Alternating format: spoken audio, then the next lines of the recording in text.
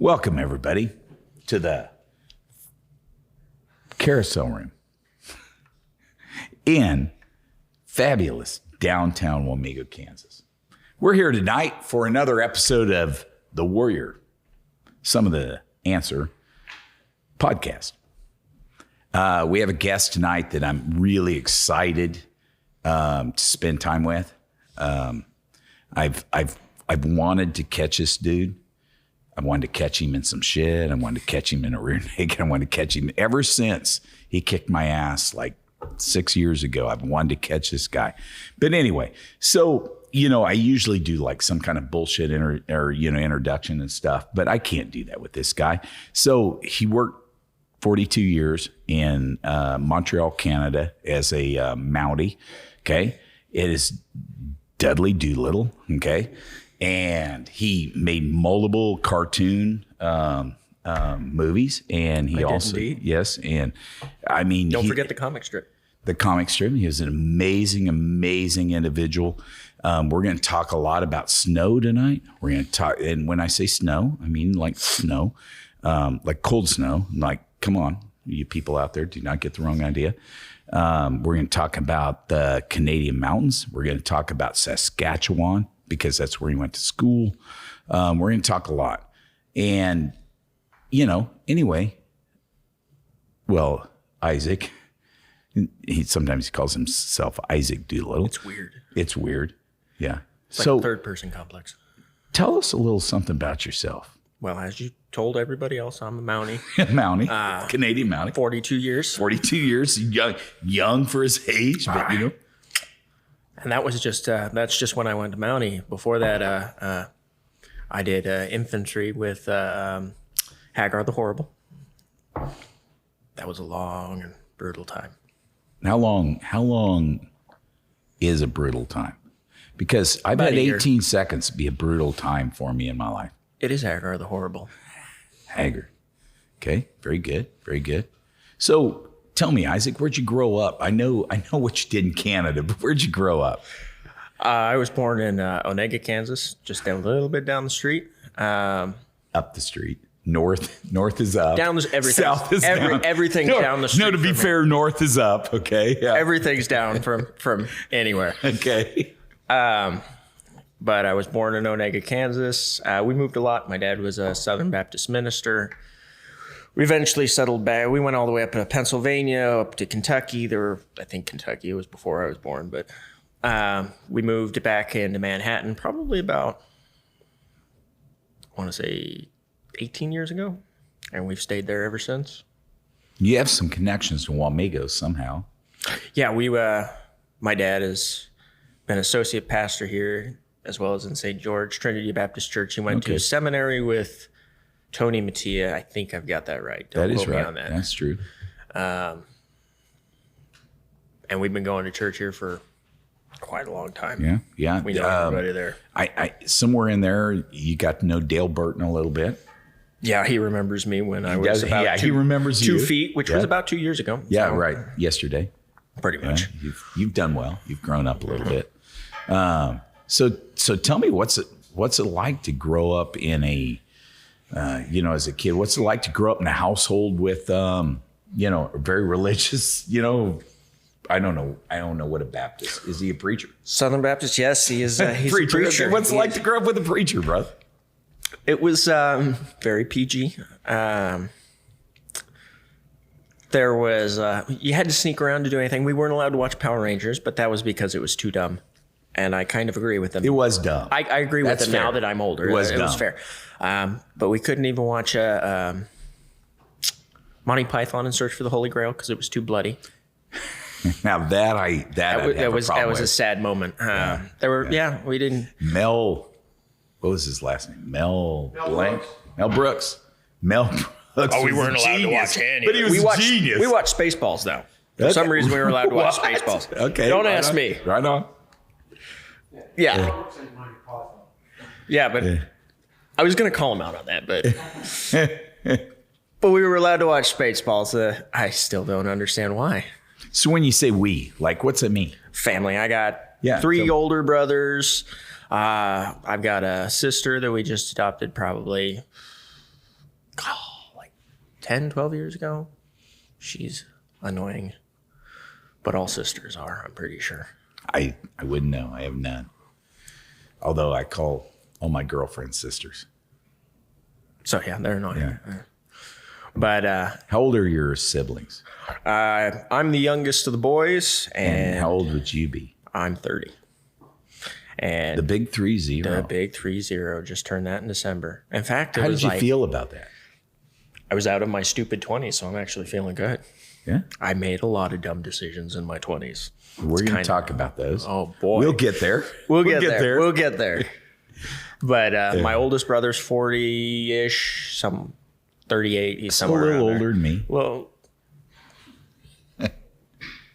go on. Yeah.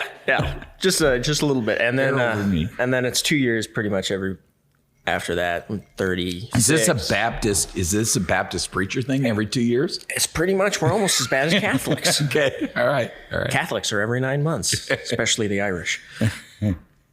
But yeah, that's what I mean when I say we. It's all the boys. So you talk about what you couldn't watch and what you could watch, but what was growing up like? Like describe. It was literally school, and then we found an outlet in video games. So we were all nerds growing up. Found an outlet in books. Parents pushed reading a lot. What kind of books? Like fantasy, fiction, like swords, dragons, magic. What was the first one that caught your? I mean, for me, it was The Hobbit and then The Lord of the Rings. You know what I mean? Like those were big pillars, big tenets. Those were my thing, but there wasn't a lot of other stuff when I was. There was. Like in 1996, when I grew up as a young child, there wasn't a lot. Yeah, 1896. There weren't many books out at that point. There, so they were just figuring out how to write back then. But now I read Terry Goodkind. We read Robert Jordan. J.R.R. Tolkien, C.S. Lewis was really pushed because of his biblical beliefs. Do you believe that? Biblical? No, I mean, I wouldn't even know. I'm not a smart man, but like sometimes I think everybody looks at something and then makes it fit their beliefs. Mm-hmm. Is Harry Potter biblical? I wouldn't say Harry Potter is. Okay. So, C.S. Lewis was a theologian. He was. But what about Tolkien? Like they say he was very biblical. Tolkien, if you was look, it? Kind of. Because I never got it as a kid. It mirrored it. You had. Have you read the Silmarillion? No. Silmarillion is the book that encompasses all the rest of the books. No, I did The Hobbit and then I did all the Lord of the Rings. The Hobbits was J.R.R. Tolkien's attempt at catering to kids. It's a kid's book. So here's my one question, though. I mean, beyond the whole, but I hope there's a lot of questions tonight. Who the hell is smart enough? Because before him, and maybe there was somebody else, but I never read it. Before him, who invented an entire realm and a world and made it all geographically correct? Who thinks like that, man? There weren't really. It was him and C.S. Lewis that really started the world building, at least from what I've seen. Yeah. Everybody that came after him modeled after him. He completely revamped all of the races, so on and so forth. Because before him, and the elves were itty bitty little things, and then dwarves, and then they just turned into these big, voluptuous, long-haired, tall-eared. So now we know why you read Lord of the Rings. Sort of. I like elven girls a lot. Now we know why you read Lord of the Rings. You know what else I like? And then, I am not going to deny this in front of the world I like dwarves. And you're very dwarfy. I know you are. I am a dwarf. But I'm not saying like you, but if you were a girl, I'd freaking like you. Well, you don't like my tits? I don't know. They do tricks. Oh, mine do too.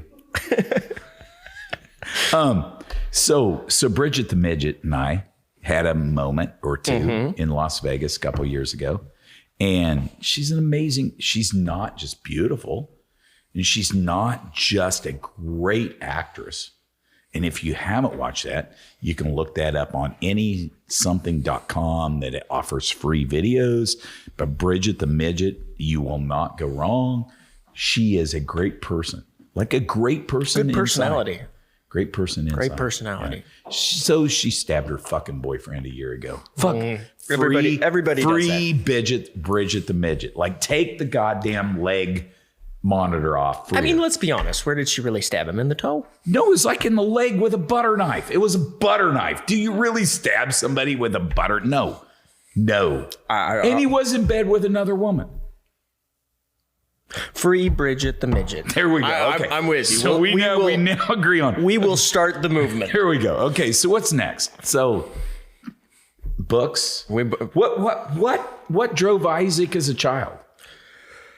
I was a wallflower as a child. Literally went to school, and then I came home and I played video games. I was a super nerd. Bought my own computer for the explicit thing to play World of Warcraft. No, I remember. I've heard of it. You played it, didn't you? No, I didn't. No? I'm not smart enough to play it, but I've heard of it. Yeah. It sounds like denial. Yeah, on your no, end. it's not denial. I didn't. It's just play pissed off that I'm not smart enough to. I didn't play it one bit. Yeah. So, did you do sports as a kid? Like, I did soccer. I did basketball. Is soccer a sport? It's kind of. Okay. It's more like a hobby. Okay, it's all right. But yeah, literally until my junior year in high school, I was about 4'9", 92 pounds. Never wrestled. We didn't have wrestling. It was at Flint Hills Christian School in Manhattan. Okay, I didn't realize that. We had 100 some odd people in the entire school, and there was only like 42 on the high school side. Yeah. They tried to put a football team together, and let's just say it failed miserably. I had a cousin that I swear went to school there. I mean, they're really remote cousins, but they homeschooled and then they wound up Flint Hills. Mm-hmm. But somehow they let him play basketball here at Wamego. I don't know how that doesn't surprise me. Yeah, so somehow it worked, but I don't know. So you never wrestled. No, we had to beg and plead people to come out for soccer just so that we could have a team. Wow. So we have enough people. We got lucky if we had a person on the bench. That's how I got to play. On basketball, it was a little different story. We had like 7 or 8 people. So I got really good at keeping that bench nice and toasty. Both cheeks had to be applied. Toasty bench. I like it. I like it. So, like, what year did you graduate? Oh, wait. I was really mad because if I had graduated a year before that, we could have been the year of 007. That's true. Mm-hmm. That's one of my favorite movies. And you know, I'm a Sean Connery fan. Everybody is. 2, I'm a Roger Moore fan. Like, that's my order. Sean Connery, Roger Moore. I don't even remember the other guy that didn't count. Who? I don't know. I don't remember the guys that didn't count. I don't think there was another guy. No, there was like 3 other guys, but 2 of them didn't count. And then there was the guy who played Remington Steele. Anybody got his name? Guy that played Remington Steele, did 007. He may have only done 1 or 2. He was okay. There was only Sean Connery. Okay. And I agree. There was only Sean Connery and Roger Moore. There was only Sean Connery. Pierce Brosnan. That's the only other one that I was even interested in. I bought into him. All right, Pierce Brosnan, I'll give you. I bought into him a little bit. There were only 3 Bonds, and then the rest are... whatever. Yeah. They're James. They're not Bond. Yeah, I agree. Yeah, I agree. Oh, wait. Graduate. What do you do out of high school, man? Wait a minute. How were you as a student? I did really, really well. I got A's in everything except for physics and chemistry. Isn't that what you went into in college? Okay, just want to clear that up. I literally went to pick my niece up at one point from that school, and I encountered my old physics and chemistry teacher because he taught all the math and sciences. And now he's like, "How are you doing today?" And I'm doing pretty good. And he's like, "So what are you doing nowadays?" I'm like, "I'm back in school." Oh, what degree are you getting? Biochemistry and molecular biology. What degree was that? Biochemistry and molecular biophysics. Aren't those the 2 classes you flunked? I know. My defense, it was early in the morning, and I didn't care. I stick to those reasons. So how old were you when you got into, what was the first, whether it's mixed martial arts or martial arts, or what was the first thing you got into? Right out of high school, I was working at Burger King, and I went to school with a guy named Stephen Weimers, and he was a military brat, and he did combatives on post, and Joe Wilk and Sean Roberts taught the combatives team up there, and he's like, you need to go. You like to wrestle and with your brothers, da da da da da. You need to go, and you need to go to CSC, Combative Sports Center. I'm like, no, I don't think I need to. Yeah, this would be really good for you. You'd finally stop talking about World of Warcraft. That's good. Yeah. That's good. I like this guy. And I was just like, no. I have plenty of friends. I didn't. Online somewhere he had some friends. I didn't. You recognize Roger 1967. Yeah. And so, I kid you not. Did you ever see that movie, Never Back Down? That old MMA movie that was really corny about those kids in high school? Don't think so. It was a terrible movie. And I can't believe I'm admitting this to a mic online. But I watched that movie for 2 weeks straight in my room while doing crappy push-ups. Going, I can do this. I can go to CSE. I weighed 245 pounds. You what then? Uh-huh. Are you serious? 5'10" at 245. I wouldn't have guessed that. I tried running, didn't really work to lose weight, tried everything. Of course, my mom feeds me and I'm a little fat kid, so. So what year do you think we're talking now? It would have been about 2008. I had just graduated high school, 2008, 2009. And it took me 2 weeks. So I drove to where CSC was. It's now where KO Boxing is, and that over by the shortstop off of Tuttle Creek. It's at the end, and it's in the basement. It used to be an old Chinese food area, and it was in the basement. Yeah, no, this is over towards Tuttle Creek Boulevard, off to the right. Yeah. I know exactly where you did. That's where it was. That was in the basement. That was the original. Yes. That was the where original Casey CSC. Olsen was teaching frickin' like Thai boxing then. Yeah. Wait, Casey Olsen, was he the cowboy dude? Yes, the cowboy guy was teaching on that there. Fridays. Yes, I do know him. That's right. Because I remember going, who is this? Oh, yeah, he kicked my ass so many times. Oh, sweet Jesus. He ain't funny, man. But now, I pulled up 30 minutes early. And I'm sitting there the whole time staring at that door. And of course, it's this old metal door. Yeah. I'm a sheltered Southern Baptist kid going, you can do this. You can do this. For 30 minutes. I watch people walk in. They're going in. And you can do this. I got a little more time. You can do this.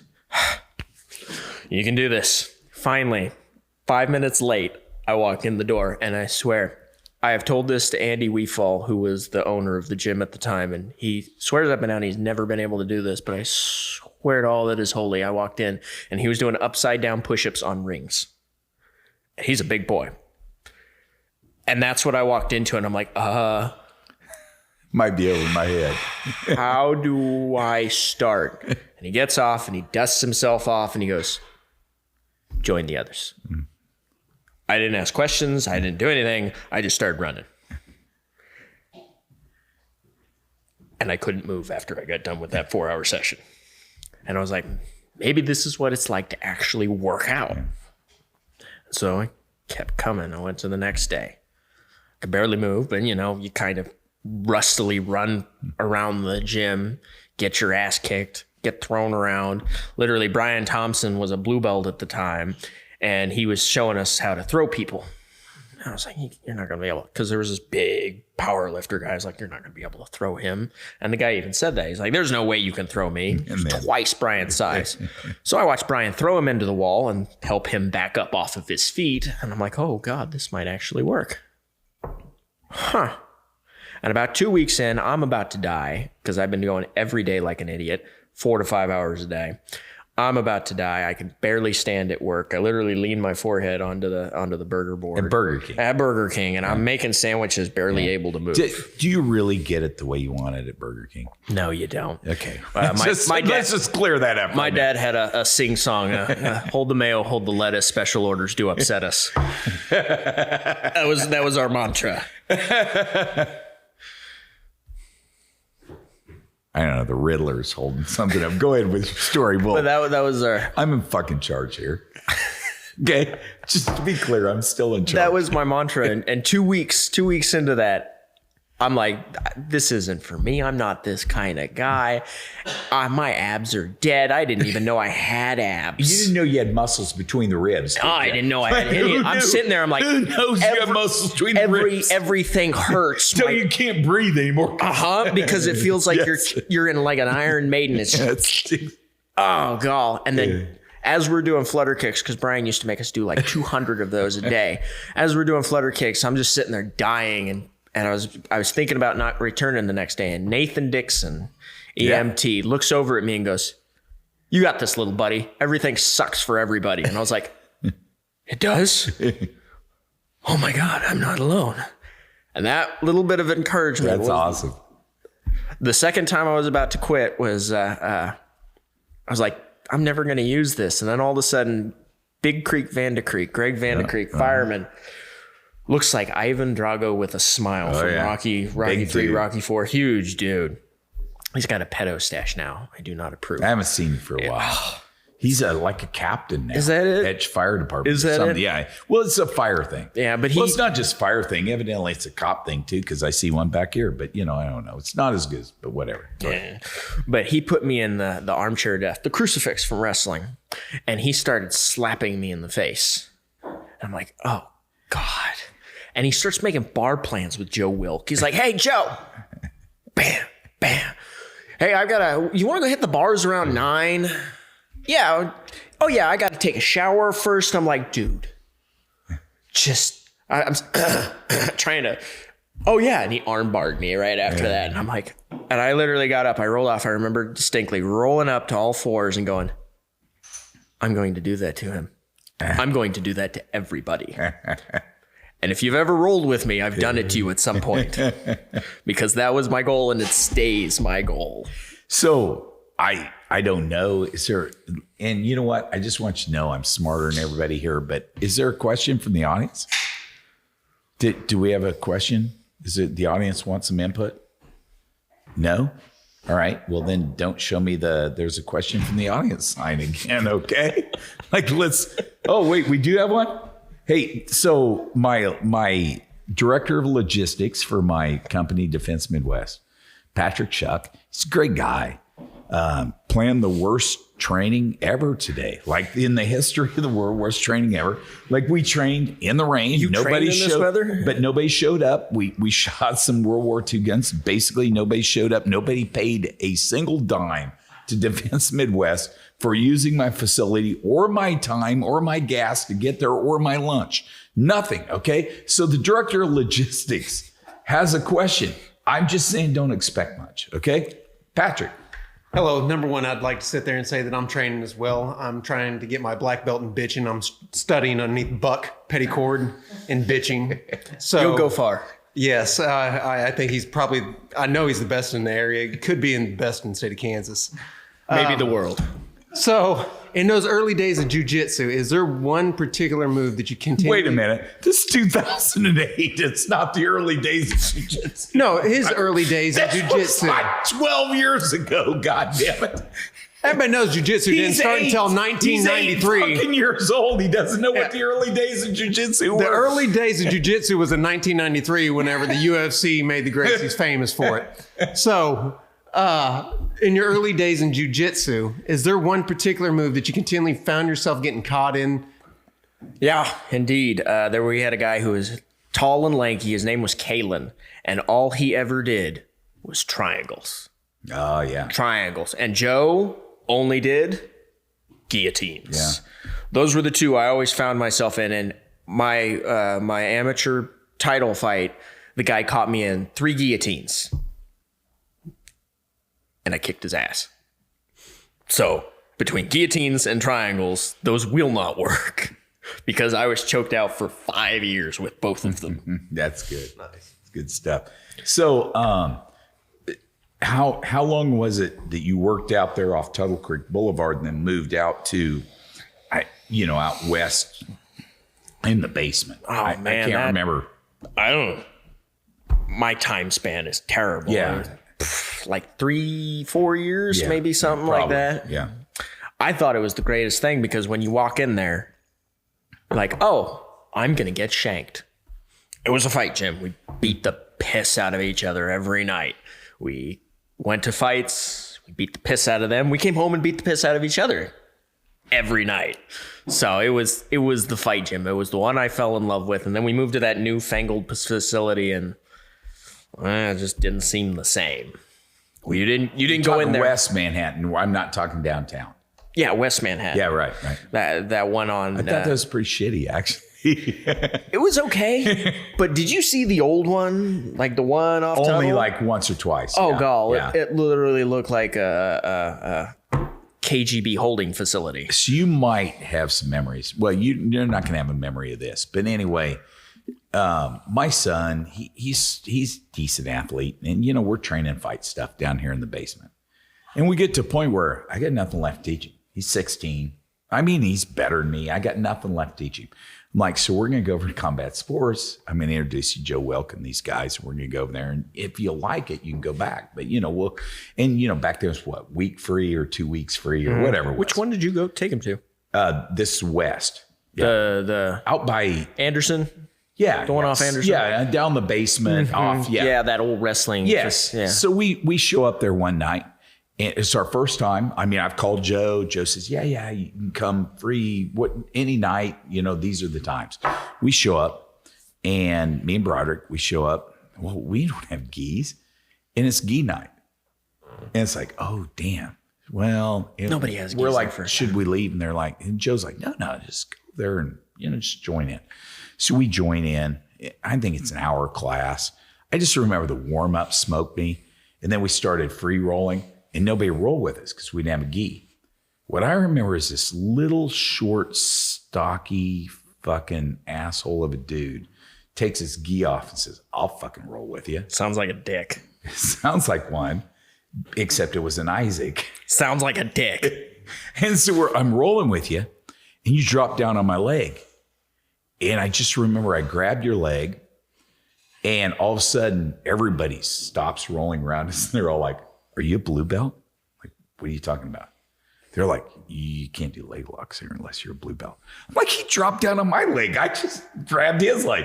And then Isaac's like, I didn't go to your leg. I was going to do. I'm like, I don't know what that is. You were going to do, Isaac. I don't know what that move was. I thought you were dropping on my leg. So I like heel hooked you because, the best defense to a heel hook is a heel hook, right? Yeah. More or less. Yeah. That's my first memory. My second memory is then kickboxing is right after that, or Muay Thai or whatever. That's next. Well, no, I'm done. I don't have another hour in me. But my son's like, oh yeah, I'll do it. And then they're giving him gloves to do it. And so I'm sitting over there, and my heart rate's got to be 180. I'm trying to calm down and stretch because I'm hurt. You motherfuckers tore me up. I'm an old man.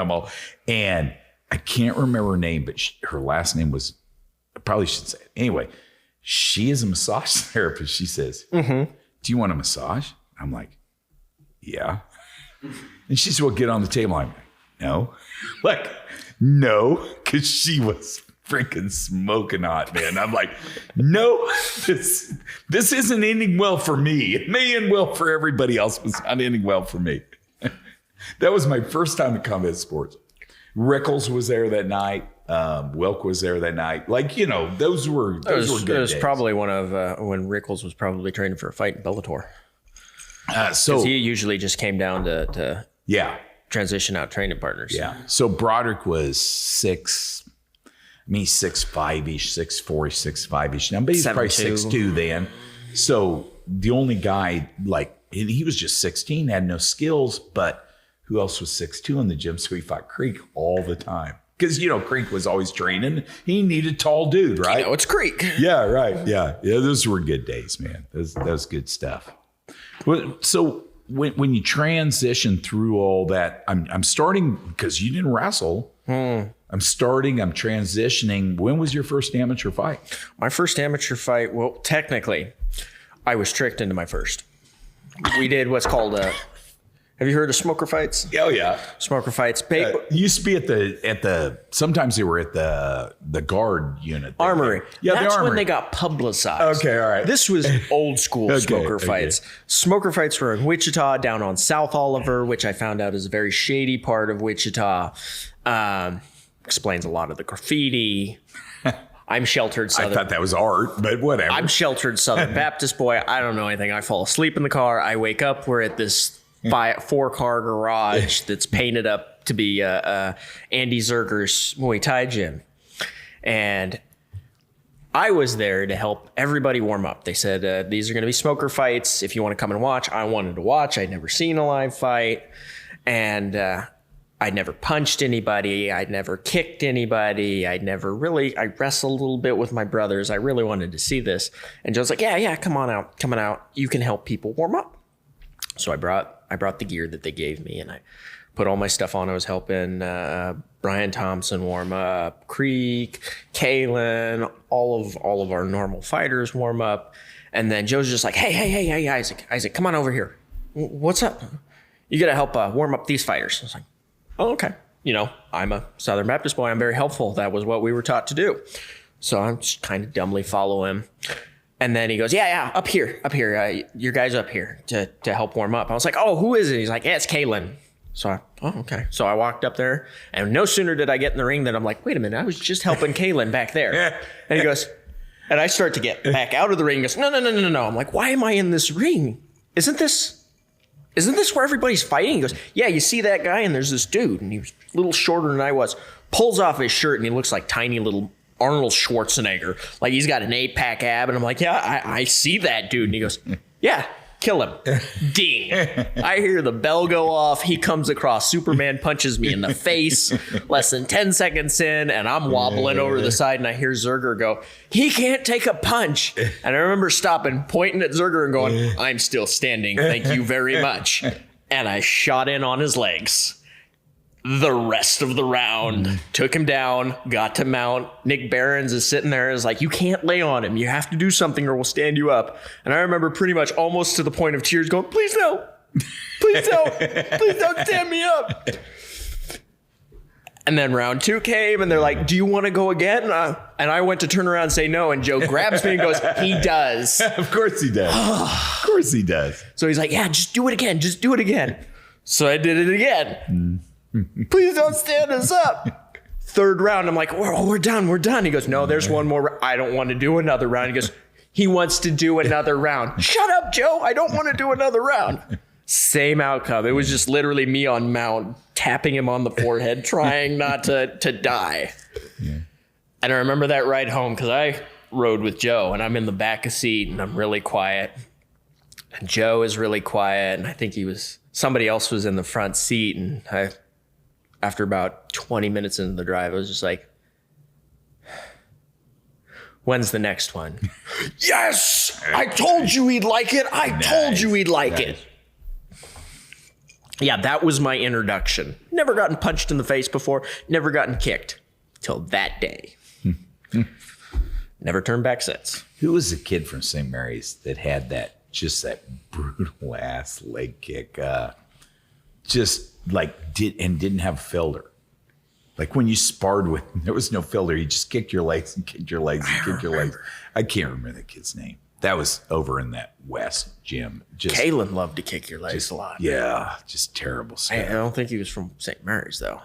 Yeah. There's some dude from St. Mary's. It's just well, nobody at that gym. God damn it! Like, come on, have a filter, man. Nobody at that gym had a clutch. It was just go all the time. Yeah. So, how did it progress from there?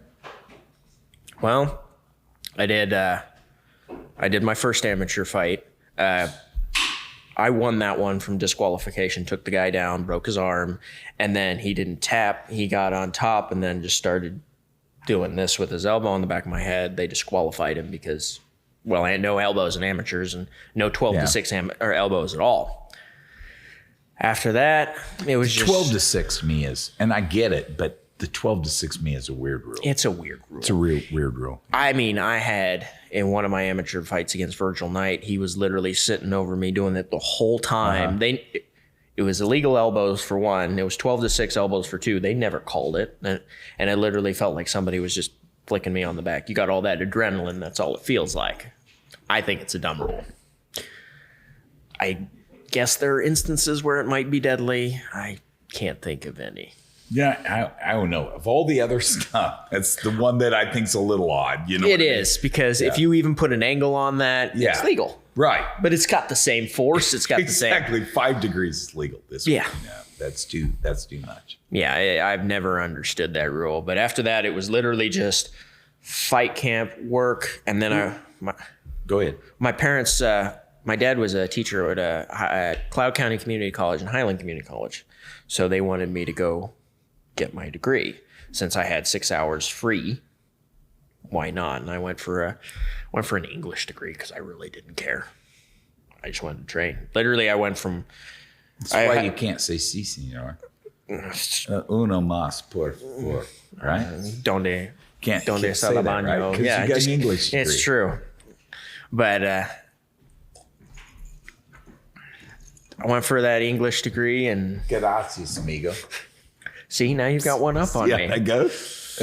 I won't be able to compete with your Spanish. Oh, no. Nobody can compete with my Spanish. Even Mexicans can't compete with my Spanish because they won't understand it. I was waiting for the punchline. But yeah, I was doing 6 hours on an English degree, and then everything was... I literally rearranged my life around jiu-jitsu. I must have a addictive personality because it was WoW. I rearranged everything around WoW, and now I've rearranged everything literally, around jiu-jitsu. we've talked about religion and we've talked about jiu-jitsu. I have to ask, the thing that's driving me is, when did you go to work at Jimmy John's? Is that because I wear all the shirts? I don't know. I'm just saying, when was it? I just remember you like making sandwiches and kicking drunks' asses at Jimmy John's. Like, I just that was when I went back to school. Just want to know when that was, man. Because I was a 4.0 student. What's that? What's that mean? It's where you do decent in school. Okay, all right. But I passed. I was doing okay. I was doing know what okay a in 4 school. was in front of anything. I was doing decent in school. I used to get 4.0. 80%. Is that better than a 4.0? It is. It really is. Because a 4.0. A 4 is like a C. It's really low. It's like a C or a D. Yes, that's what I thought. Yeah. Okay, good. But and then it came to finals time, and I had a choice either to. That's a lie, by the way. I never got 80%. I got 70%. It's the best. But I thought you got a 69%. You know what? 69 is my favorite number. Why not extend it to a grade point? I don't average? know. Why not? Why not? But I had a choice either go to Isn't finals. that north-south position, though, by the way? It is. It's north-south position. No, I mean, you're the expert. I don't know. I call it north-south. You can totally finagle that from there. It's a good pickup line. Let's do jiu-jitsu, north-south. In the time you were there, who was the best Jimmy John's employee in the history of Jimmy John's in Manhattan? Was it Dudley Doolittle? No. Because sure. No, because at that point, I just didn't care. I was there for a paycheck. You were there for a paycheck and clothes because you still have. Well, in my defense, I was going to school. Okay, I was training, so I had to be up at 8 o'clock or 7:30 in the morning to get to class by 8 o'clock, and that was cutting it close because I had to walk on to K-State campus, and then I had class because I was taking 21 credit hours. I had class until 5, and then from 5 I went to train. Yeah, and then from training, since we got done at 9 o'clock, 9:30. I went to work at Jimmy John's at 10 to 4, got 3-4 hours of sleep, repeat process. So when I got up in the morning, getting my shirt that was required to work there, it's not first thing on my mind. And I knew how to jerry rig the lock in the back that had all the shirts. So, okay. All right, I got another shirt. And then when I quit, I had like 50 shirts. I'm like, what do I do with all these? These are now work shirts. We wear them. These are now work and workout shirts. We wear them. And it's got a double entendre because the back says, sub so fast you'll freak. Whether it's subs or submissions, it don't matter. Or whether it's just sex. Because so fast you'll freak. That's why they call me the one pump champion. There you go. Right on. What do you think that... And you know, there's no way at 30 years old, like you have all this vision of the world and all this. But what do you think those days getting up, going to school, training, working all night, getting up, going to school. What'd that teach you? What'd that teach me? Yeah. There are only so many hours in a day. And if you want to get out of the cycle, you have to use as many of those as you possibly can. And so if you want something, whatever you want, doesn't matter how unfeasible it is, go for it. You will allot time. Your time is your most valuable resource. So when people say I don't have time to work out, That's or I bullshit. don't have time to, or That is bullshit. I don't have a priority to work out. That would be the better statement. That's the thing. wouldn't it? Because even with all of that, I still took on other things. I had 4 to 5 hours of sleep a night. I still took on other things if I wanted to. The one thing that, and I don't think there's maybe 3 people out there in the world that listen to these podcasts, multiples of them. But looks like we got all of them. But of the 3 people, the one thing, if they would listen to the podcast, here's what they'd hear. They'd hear Dave Lindstrom running for Congress, who played in the NFL for 9 years, who said, I came from a shitty background. Not that his parents were shitty. I came from a difficult background. I didn't have money. And I succeeded beyond my expectations because I worked hard. Mm-hmm. And then I interviewed dudes that were in special operations that were like crazy ass stuff. And they said, came from a shitty background and I succeeded because I worked hard to go beyond my expectations. It was all about showing up the next day. It was all about, it's like when you wanted to quit, mm-hmm. you could have, but if you hadn't shown up the next day, where would you be today? If you hadn't shown up one of those days, where would you be? Well, if I quit jujitsu, and that's been the mainstay of my life, I'd have quit everything else because everything's been as grueling as jujitsu. And I do have an important question, and I hope everybody's really paying attention to this. In jiu-jitsu, is it important to know how to tie your belt? That's a very, very, very controversial question. It's controversial. No, I don't mean to be controversial. I don't know. And I say no. Because I still haven't learned. And I'm a brown belt. Every time I tie it, a blue belt will walk up and be like, did you do that? You want to roll about it? That's what I thought. I don't even know how to tie my belt. It's more important. The one thing that I want to start over at, especially at my age, because nothing I ever did in my life had anything to do with technique or had anything to do with the art. I think, I was doing it for work. Like I just wanted to not get in a bad place, or I just wanted to, it was all for work. I want to start over and I want to do it for technique somewhere. But what's more important, technique or just wanting to fight? If you have technique, you're better at fighting. I agree. But there's a lot of guys with technique that don't want to fight. Well, I don't want to fight, but if I get into a fight. Bullshit. You sit on a chair and they go, hey, Isaac, it's time to fight. You go, okay. All right, I'm ready. All right, let's go. You show up in your work boots, your tarred ass roofing pants, and you're like, all right, I'm ready to fight. And everybody else is stretching over on the mats. Isaac isn't. Pretty much. So now you're telling me technique's more important than winning fight.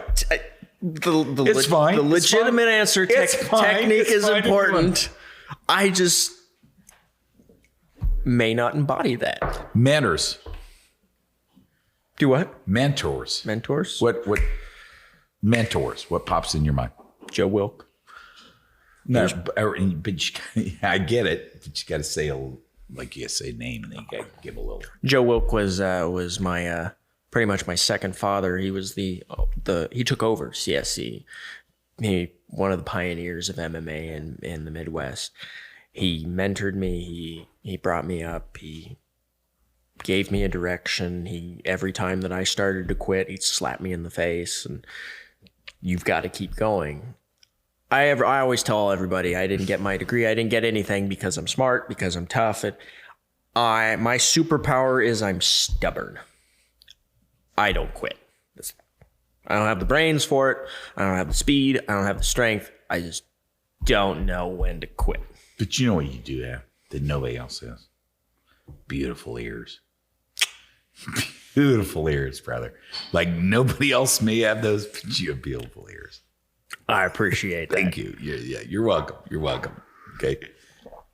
But yeah, Joe Wilk is probably one of the big ones.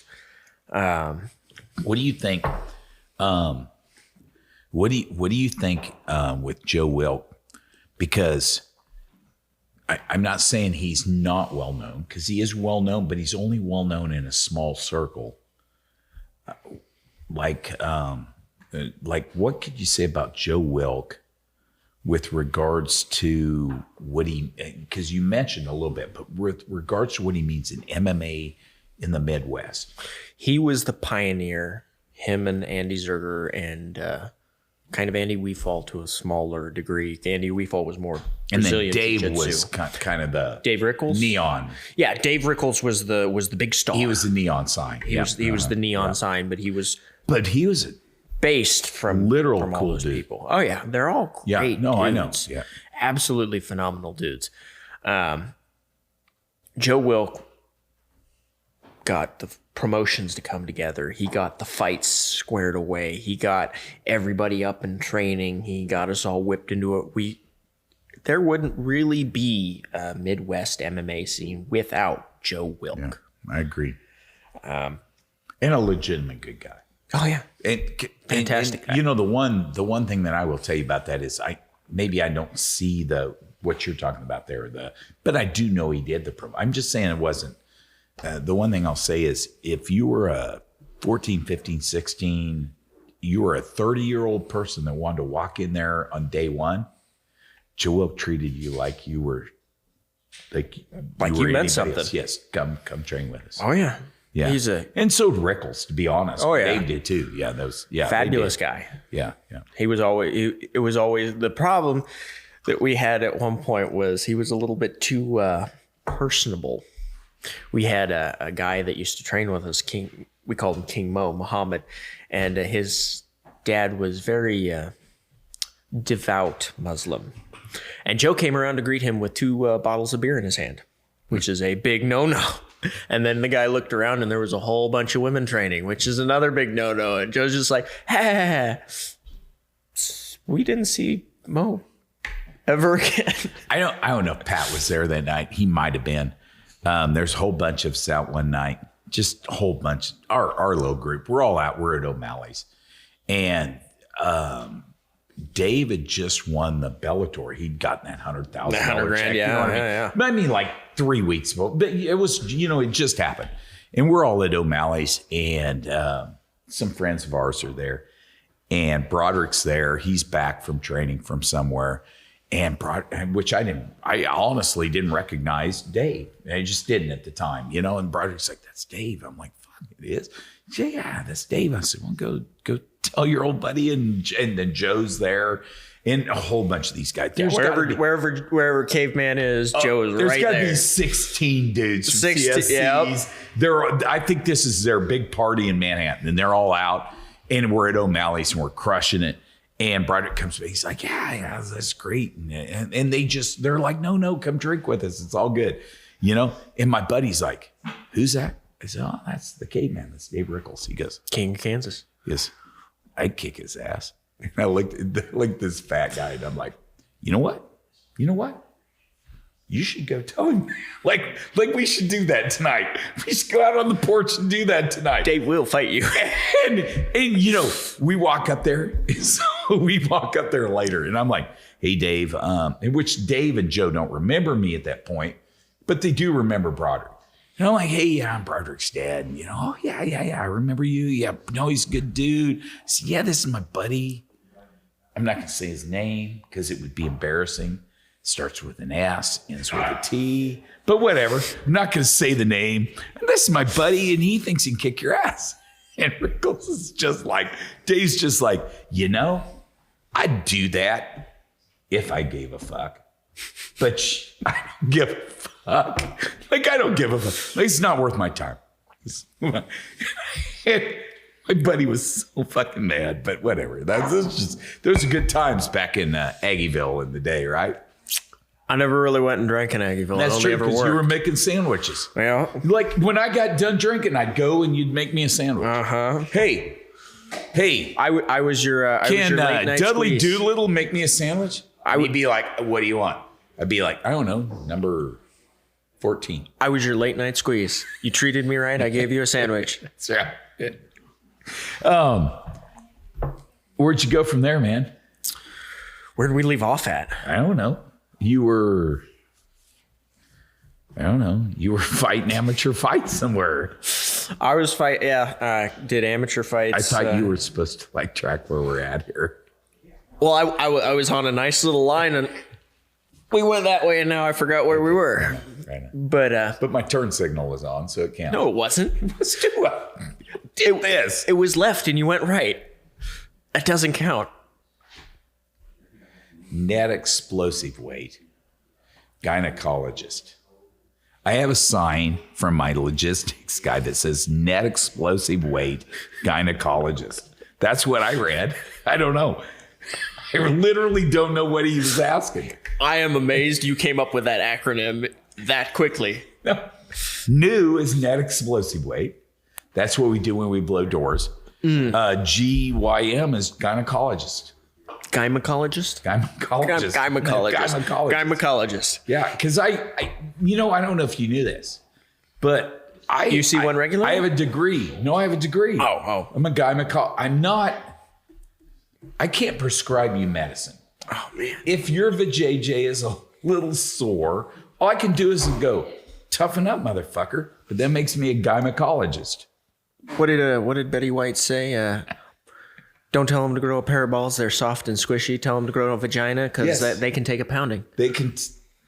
Well, a lot of us don't know whether they can or not, but I've seen it on video. You've seen it on video. It's plenty of free stuff out there. Just do your research. There is. Do your own research Do your out there. research. Here we go. New sign. We're working on it. Go ahead and keep going wherever we were, but we're working on a new sign. I have no Evidently, idea where net we were. explosive weight gynecologist is not what he meant.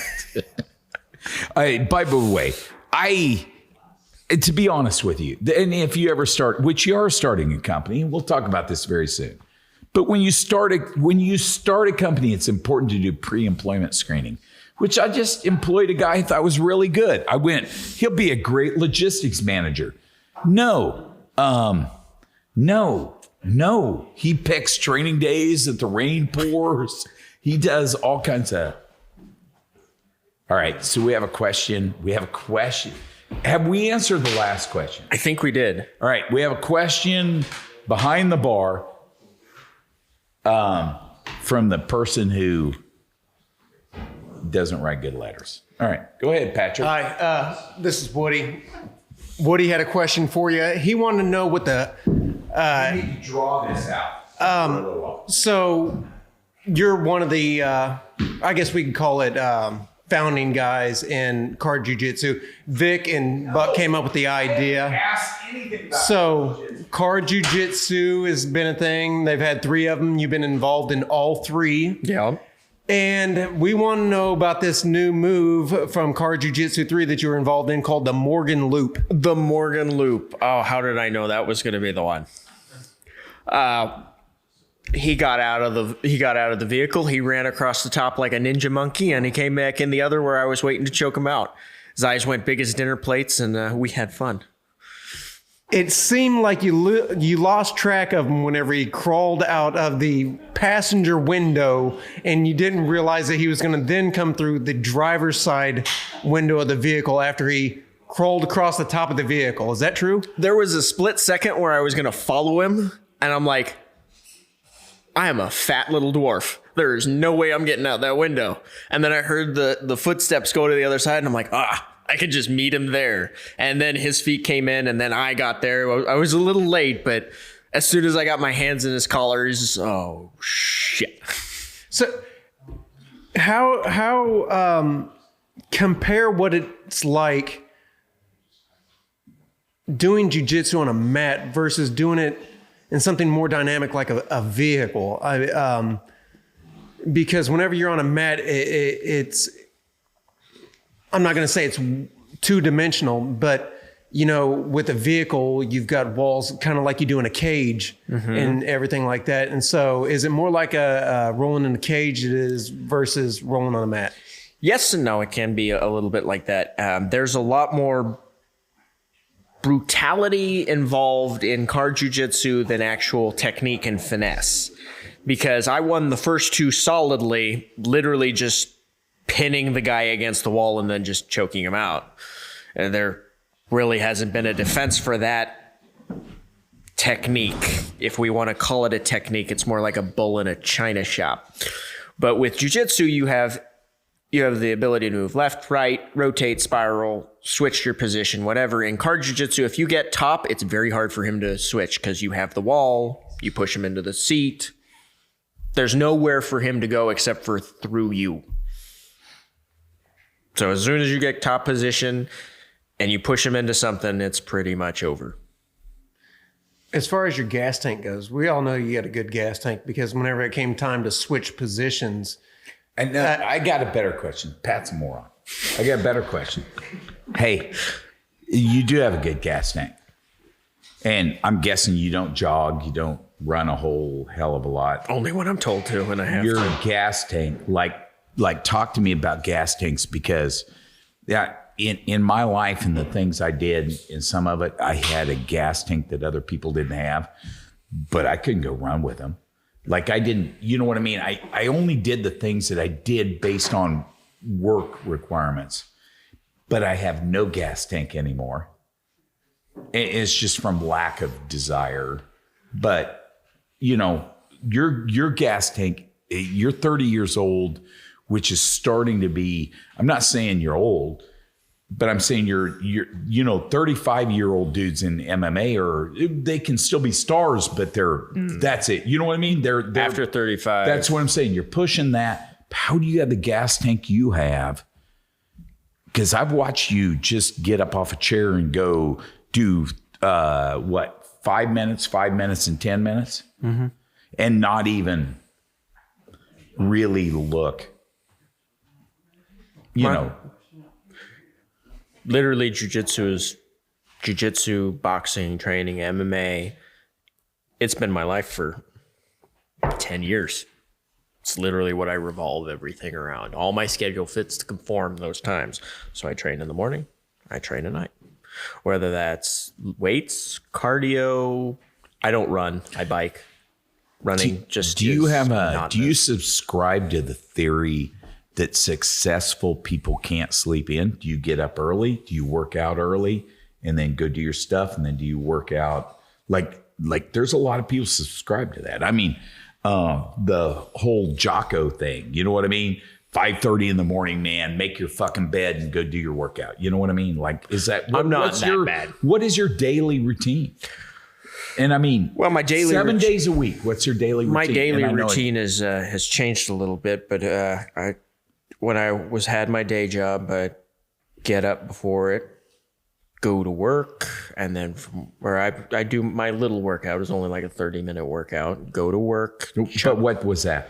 It was literally just push-ups, sit-ups, pull-ups, dips, a little bit of high-intensity interval training. Body weight plus mostly body weight, 8, and then kettlebells. Okay, I love kettlebells. It wasn't anything. It was only 30 minutes, real quick. I actually, to be fair, that's the first sign my logistics person has sent me that I understood. Okay, that's all right. So I'm just saying he succeeded at one note, which even you got that, right? I didn't even look. Oh, okay. See? So it's not even the one you wanted. I know, it's not at all. God. I didn't even ask for that, did I? But I got it. It's fine. You got it. He failed, but I got it. So 30 minutes in the morning? 30 minutes in the morning, then I go to work. Do you eat first? I haven't eaten breakfast in a while. So what do you do right after your workout? Is it coffee? Is it? Oh, yeah. Yeah, coffee. I'm pretty sure my blood type's caffeine. Mm-hmm. You prick me, it's black. Stop. Do not ask me to prick you, okay? Like, we need to stop right here, right now, and make it clear that I am not privy to whatever he's asking me? No. Okay, go ahead with the next statement, but you need to think about what you're saying, okay? Phrasing, I think, is the word. But no, just the workout, coffee, and then I work. And I was doing roofing, so we literally just picked up. We had rolls that weighed 90 pounds. We had buckets that weighed 50 pounds. That's all a apiece. workout. Yeah, you're literally hauling minimum of 50 pounds all over the roof all day long. But how do you maintain the caloric intake to do that? Eat. Yeah, but Constantly. I mean, but you haven't eaten breakfast. You've only drank coffee. Yeah, but then lunch, big meal. So what do you think? Like, what's lunch for you? Well, when I was working construction, it was just any fast food restaurant they stopped So at. it didn't matter didn't matter, because you're really. young and you can metabolize and you just need the And I didn't have time. right, yeah. But then I made up for it because at night I did, whenever I went to the gym, it was a 4-hour workout, 4-hour workout. And then what? Home, work on business stuff, whatever orders needed to be filled, whatever paperwork needed to What be was done. supper? Supper was All right, so are you a 2-meal a guy day basically? more or less. I snack in between, but Yeah. supper was also, it was going to be pork, rice, and eggs, spinach. That's it. Yeah. That's especially when lunch was sort of crappy and Yeah. supper was pretty strict. and when I need to keep my weight down when I'm doing when I'm prepping for a fight, it's always What do you weigh? right What do now, you walk around at? walk around at about 195, So what do you fight at? 185. I don't like a big cut. I used to cut down to 170 and then I'd be just dead because 170 was a heavy cut. I not being a guy that ever made a living doing it. I hate big cuts. I almost think a person should weigh in before the fight. I'm right there. Like I would rather somebody walk around at 205 and fight at 205. You know what I mean? Than cut down to 170. I'm right and there then with you. fight at 195 or 200. You know what I mean? Like I don't. I'm right there with you. Yeah, and I do get wrestlers who are really good at it. I do get people get really But good. I also it's still think like there's a the advantage you gain in strength and size, you lose in the gas tank. and here's my big problem with it isn't pros. I don't care what professionals do. I don't care if they shoot steroids. I don't care. They're pros. They're making money doing it. What bothers me is high school kids. Yeah. All of a sudden, you're a freshman and you're trying to cut 15 pounds to make, a weight class. And it's hard on you. It's hard on your heart. It's hard on really hard on you. It's on your. Yes. It's hard on your psyche. Everything. Because literally, when it's time to cut weight, I'm just like, oh, fuck. And I don't even have to cut much anymore. So it shouldn't be that big of a deal to me. These are totally fake products. Totally. Holy shit. We haven't even talked There you about go. them. These are totally fake products. There you go. Okay. Thank you. That's more your style, anyways. Okay. All right. It's got tobacco. So you don't cut a ton, No, 10 pounds. about that. Yeah, And how long does it take you to do it? 2 weeks. Yeah. But, and you'd talk to somebody like Randy Couture who would talk about cutting 10 pounds 2 hours before the fight. Oh, I've done that so many times before. But It's not even easy funny. for guys that can get in the sauna and, Because holy shit, bro. Culture was good. Which we should start talking about this because all of a sudden we're raging fucking hard on.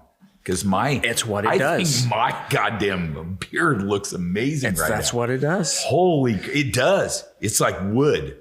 We should call this wood. We actually have Should be one. called wood. We actually have one that's the workshop, and it's every woman loves the scent of hardwood on a stiff breeze. I have a saying. I am what every white girl wants. A white unicorn.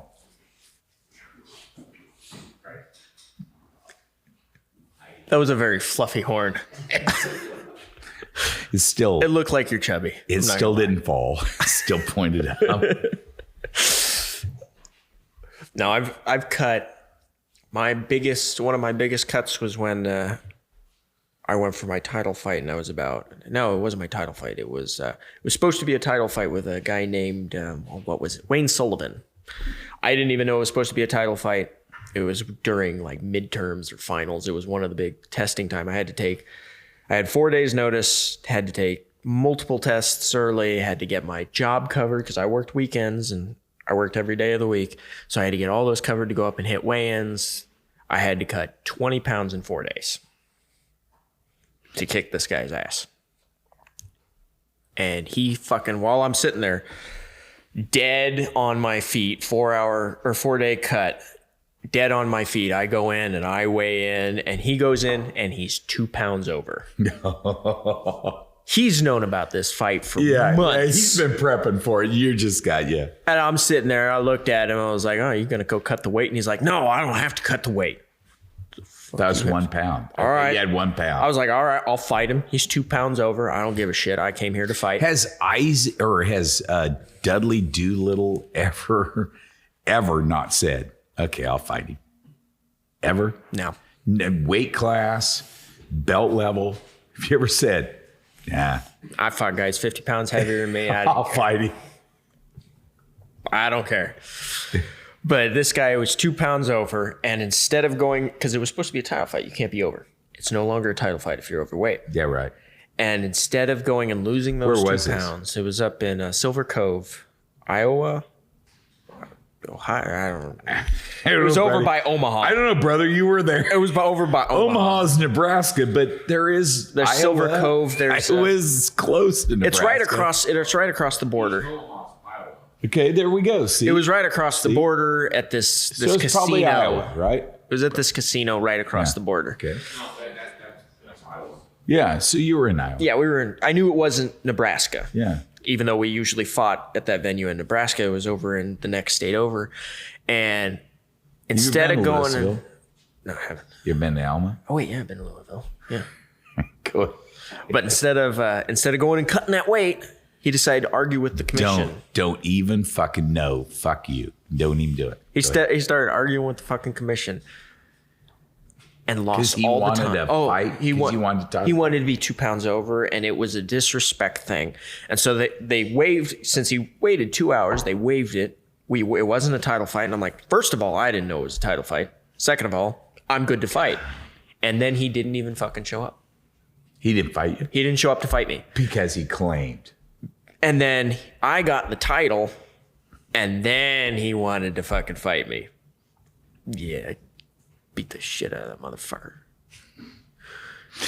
It went to a decision at the end. Isaac, I just want you to understand the one thing about our podcast is we don't get like really personal, and we don't get invested in our own egos here at all. Because I have no ego. You don't. I have no ego. You don't have an ego. None at all. Not at all. So I'm trying to. So you may have kicked the motherfucker's ass, but you don't have to say it like I have an ego and I kicked the motherfucker's ass. Well, the reason I say it like that is because he had a whole bunch of trailer trash fans out in the audience, and I'm sitting there. I'm trying to give. Stop.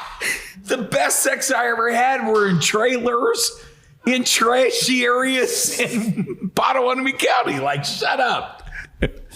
Why do we have to go to trailer park trash?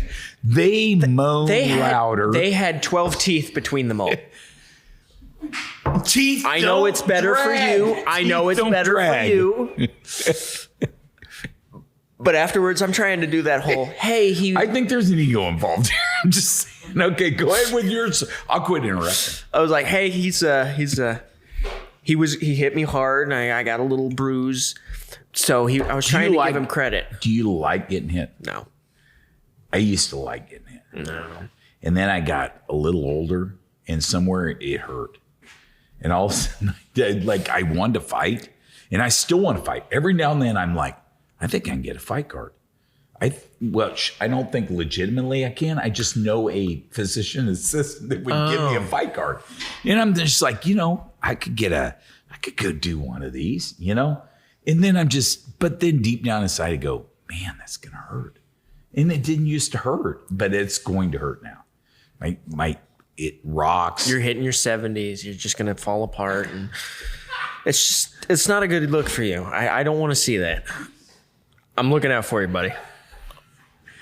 I tell you, when I turn 70, I swear to fucking God, hey, this is to anybody out there listening. When I turn 70, I swear to fucking God that if Isaac and I don't meet in the ring, which, to be fair, I probably died before then. But if I live to be 70, I swear to God, Well, that's if only a week Isaac away. and I don't meet in the ring somewhere, nobody's going to want to watch it. No. But We're we're like two drunken bum uncles. doing this shit. It'll be bro. like Kimbo Slice and Dad 3000. I don't know. I'd watch Kimbo Slice. I got to tell you a great story about Kimbo Slice. So, me and my girlfriend, we have some legitimate. Okay, so anyway, we're in Vegas, and it's the AVN Awards. The something I don't know, Porn Star Awards. Oh. So we're at the Porn Star Awards at Hard Rock. And we're drilled. I'm drilled. I'm not going to speak to her. You went to the gay party, didn't you? No. Oh, hang drunk. with- Sorry. Hang Now I'm with hang you. with me. So I'm not going to speak to her level of inebriation. I'm just going to say I was drunk as shit. And somebody goes, "Hey, Nate Diaz is over there." I'm just like, "Nate Diaz isn't over there." They're like, yeah, he's over there. We're at the Circle Bar at the Hard Rock. Yeah, he's at the Circle Bar at Hard Rock. And he's with Kimbo Slice. And I'm like, now I know you're lying. But I don't know why. Because I'm really drunk. I'm really fucked up. And I'm like, he ain't over there. And they're like, yeah, he is. I'll go show you. So we walk over there. And I literally walk up to the Circle Bar and I elbow between two people. In order, everybody's mad. But I just ordered, because, it's just me and the bartender. So I ordered a drink. I look at the guy at my left. And I look at him and I'm like, fuck. I think there really is Nate Diaz. His nose is smashed. It's just Nate Diaz. And all of a sudden I'm like, hey man, sorry. Did you hear Kimbo Slice was here too? I heard Kimbo Slice was here. He's on this side. Big black guy. So anyway, I'm just talking to Nate. This guy's mad as shit. And I'm like, I'm sorry, man. I'm like, he said Nate Diaz was here. And I'm like, you really are here. And he smiles and he says something. I don't understand a word he says. Like nothing. I don't understand a word he says. I don't think he understands a word I say. I get my drink. Black guy's still mad. I look at him, I'm like thinking, fuck, he really does look like Kimbo Slice. But something in the back of my mind is like, that's not Kim. I don't know. So anyway, I apologized to Nate Diaz for, because I literally just met Nate Diaz. And I go sit down at it. There's an open table right next, and there's no open table Circle Bar. I get a table just like this. I sit down, and Nate Diaz walks down and sits next to me. And we carry on a 15-minute conversation. I never understand a word he says. Every time everybody around us laughs, I laugh. I don't think you understand a word I said. Big black guy. I have pictures of him. I'll show you pictures later. So it's about like this podcast. But Nate Diaz had died, or no, Kimbo Slice had died before then. I don't know who the black guy was. He looked just like Kimbo Slice. But me and Nate. How drunk were you? Yo, it was not good. But me and Nate Diaz had the best 15 minutes of my life. It was really some hobo off the street that looked kind of like Nate Except Diaz. he was in a white suit. He was literally his bodyguard. And if you would look up the Diaz brothers, I bet you in pictures that we have with me and my ex-girlfriend, with Nate, you will see like half the fight team from the Diaz brothers. Like, it was insane. And here's the thing. I never really dug. I wasn't into Diaz brother. I don't like shit talking. Because I don't talk shit. I know you don't. Because I'm not loud. No. I'm not loud and I don't talk shit. No. So Never. So like the fight build up with the Diaz's. Nate Diaz was one of the nicest guys I ever met. When he shook my hand like this. And this was after he said, because I never, I respect him. Once I knew that's who it was, I'm not, I've been the asshole. I'm not going to be that. He goes, yeah, it's nice to meet you, man. And he shakes my hand like this, literally like this. And I'm like, yep, that's a dude that's punched a lot of fucking people and he doesn't want to squeeze the hand, right? I mean, it was cool as hell. How drunk were you? When the podcast is over, we'll go up to my computer and I'll show you pictures. All right. My phone died. How drunk were you? My phone died. I got back to my room at 6:30. I had to be on a plane at 7:30. I fell asleep for 30 minutes and I still made the plane. I don't know. That's pretty impressive. It was a good time. SHOT Show is a good time. Patrick Shuck, my director of logistics, has been to a SHOT Show, except he had to take a nap every day. Nap time. Sometimes he just sat at a slot machine and took a nap. I'm over 40. So, hey, man, what was the turning point in Isaac Doolittle's life? Why are you who you are today? It's a very very what? Broad question. No, it's a very narrow question, but I get what you're. Just guy trying to make something meaningful.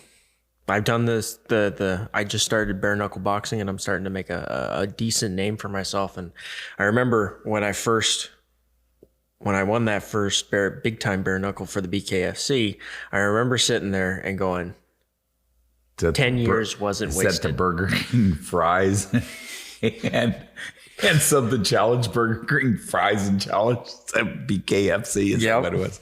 Bare knuckle fighting champions. I remember. Oh, okay. Yeah, I had the wrong thing in my mind. Just a little bit. But that's where you started working. So to be fair, Touche, come full circle. Roger that. It's a hybrid between Burger King and KFC. Do you know what KFC and my girlfriend have in common?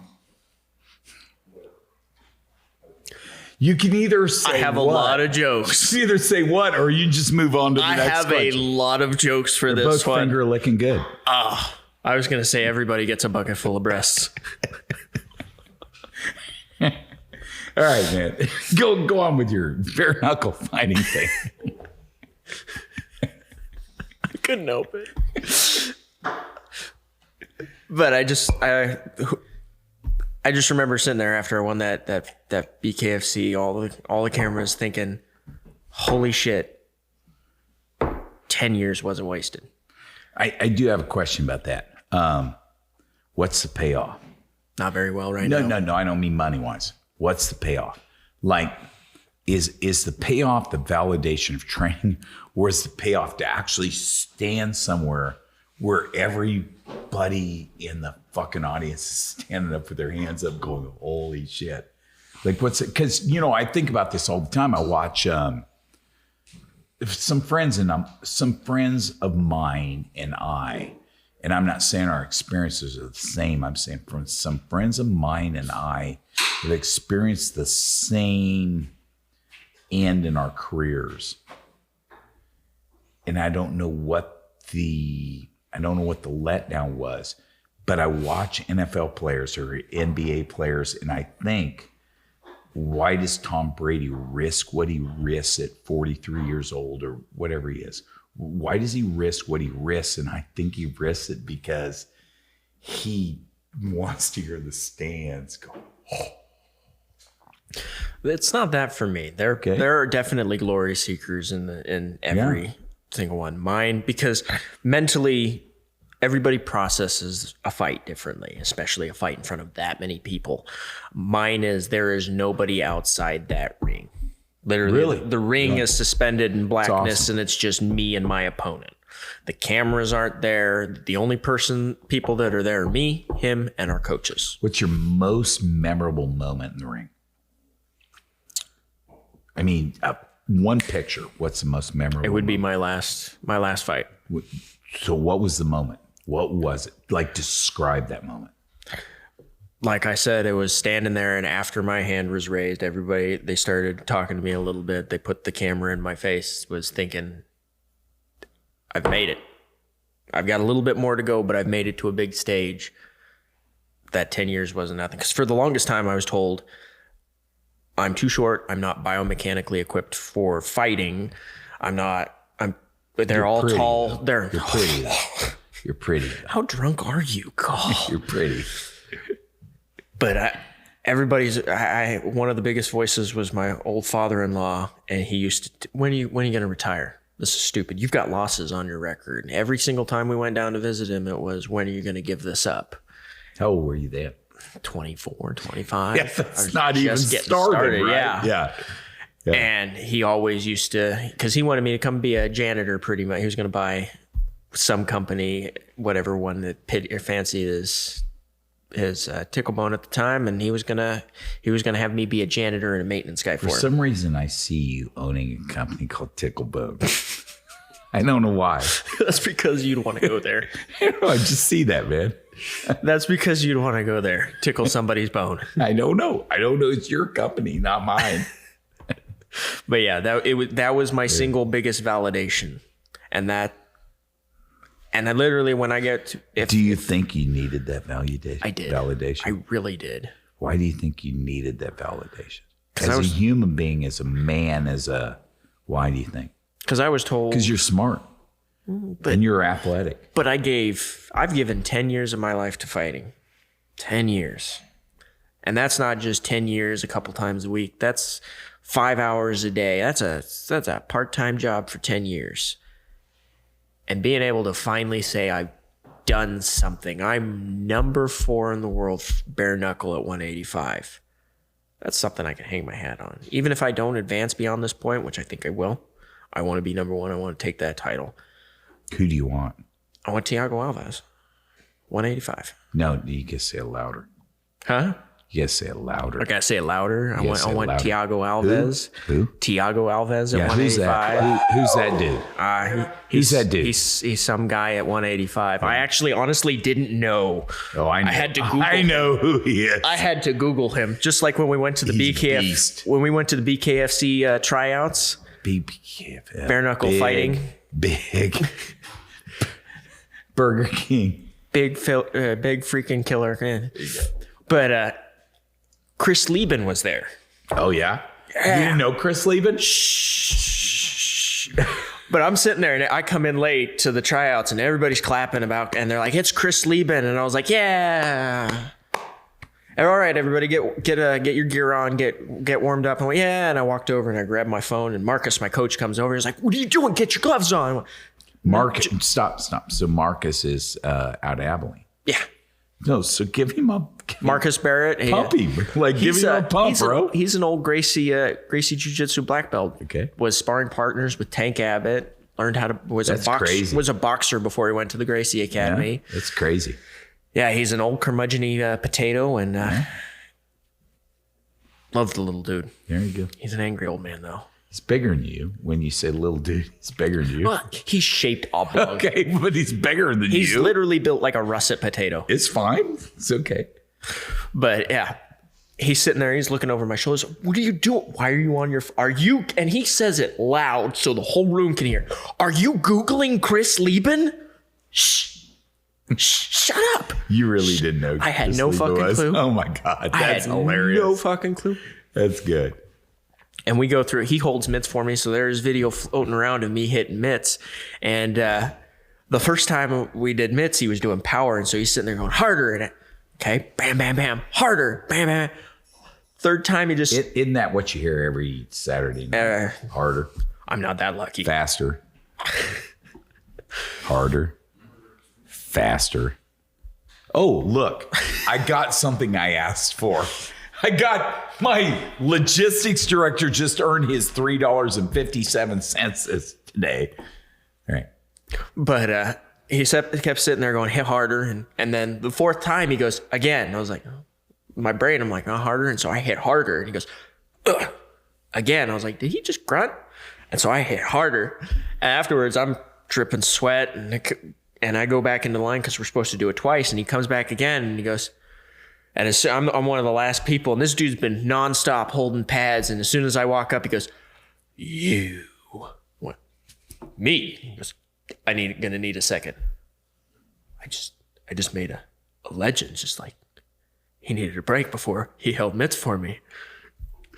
That would have been better to me than the winning. That would have been better to me than winning. I didn't know who he was. I already received so much crap for knowing that, or for not knowing who he was. You have no idea. Yeah. I had to Google Thiago Alves too, but that's a different thing. So what do you think? What do you think the future holds for bare knuckles fighting with Dudley Doolittle or Isaac, whatever they're calling you today? Why don't you have a cool name? I'm the Honey Badger. No, you're not. He fucking plays for the Kansas City Chiefs. Nobody knows you as a Honey Badger. You got to come up with your own name, bro. I don't come up with my own name. That was given to me for Why my fourth or fifth fight. Why isn't your name Hello Doolittle? Hello. I'm surprised they didn't want to do Dr. Doolittle. No, why isn't Hello? Hello? Yeah, because you can't hear her. Not with those fucking ears. That's true. You got a point there. Why isn't Hello Doolittle?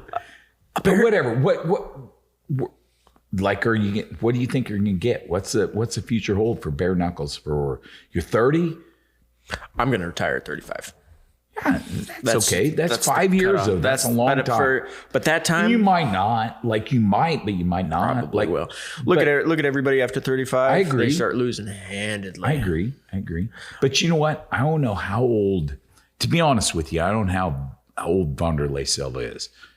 He's got to be pushing 50, right? 60, I don't know. You know, I'd pay pay-per-view money because he is Hello Doolittle when he walks in the ring, because he just walks in the ring and he's like, I don't know, I might lose this fight, but I might knock this motherfucker out, right? Like I'd pay pay-per-view money to watch. There's some guys that I'd pay that for, just because they like to fight. Win-loss records don't mean anything to some dudes. I'll always fight, just probably not on a big stage. Yeah. So what's your, I get Thiago Alves, you're next. I get that's your hope.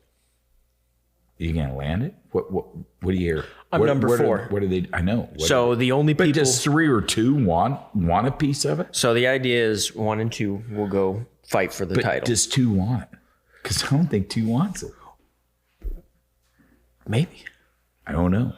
But the idea is they want 1 and 2 to fight for the title. Right. That's how they set it up. So 1 is the one they really want to go for the title. So they're going to give him the lowest, 4. Number 4. 2, they're going to give him a little hard challenge because they want number 1 in there, so he'll get 3. Hence why I get him. Is there any rough date for this? No, they haven't called me. I've got a fight in March, bare knuckle on main event. With who? With Sam Kleinbeck and Carden Boxing. Never Surrender and Carden Boxing. So it's going to be March 13th in Hutchinson, if I remember correctly. And I'm the main event going up against. So what's your prep time for that? Like for March 13th, we're January 29th. Fight camp's already started. Has? Oh yeah. Has? Yeah. Fight camp's already started. What do you weigh?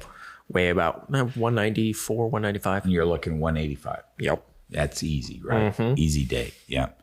Yeah. So just focus on the gas tank, your gas tank though is stupid.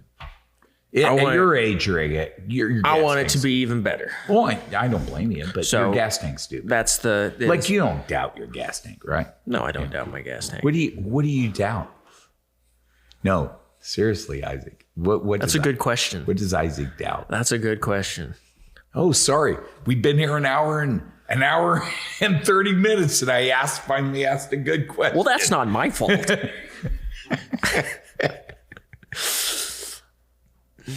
I don't know. I really don't know. Are you scared to say, or you don't know? I don't know. Who did you used to doubt? I used to doubt my hands. If it stayed standing, because everything you guys did was basically jiu-jitsu. Was MMA. Yeah, I took the guy down as soon as I got a hold of him. As soon as I got him in the cage, all my doubts were gone.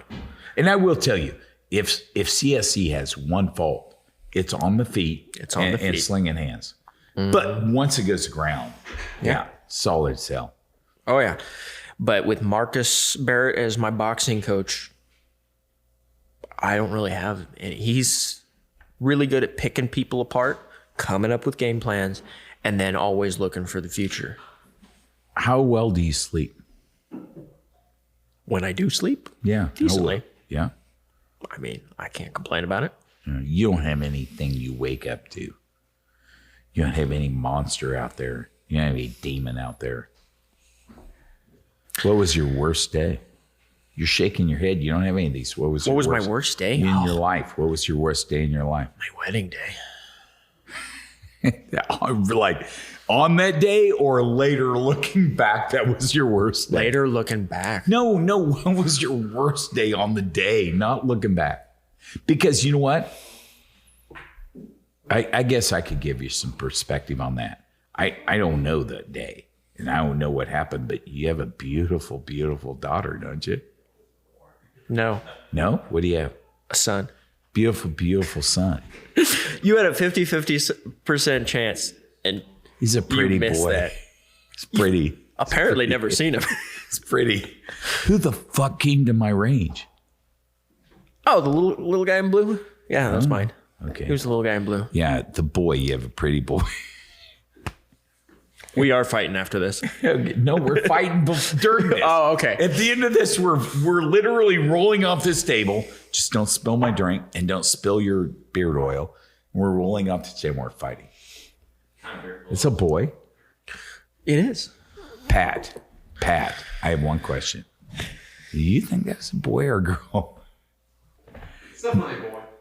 Fuck me. Smart Pat man. is a lying. Smart man. He is a lying piece of shit.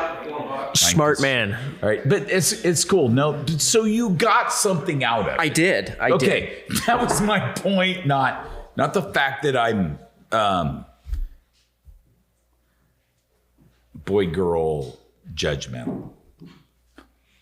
Go ahead. It's a boy. I don't care what you identify with. Just I've had a lot of bad. your marriage bad was decisions. your marriage was not the worst day of your life.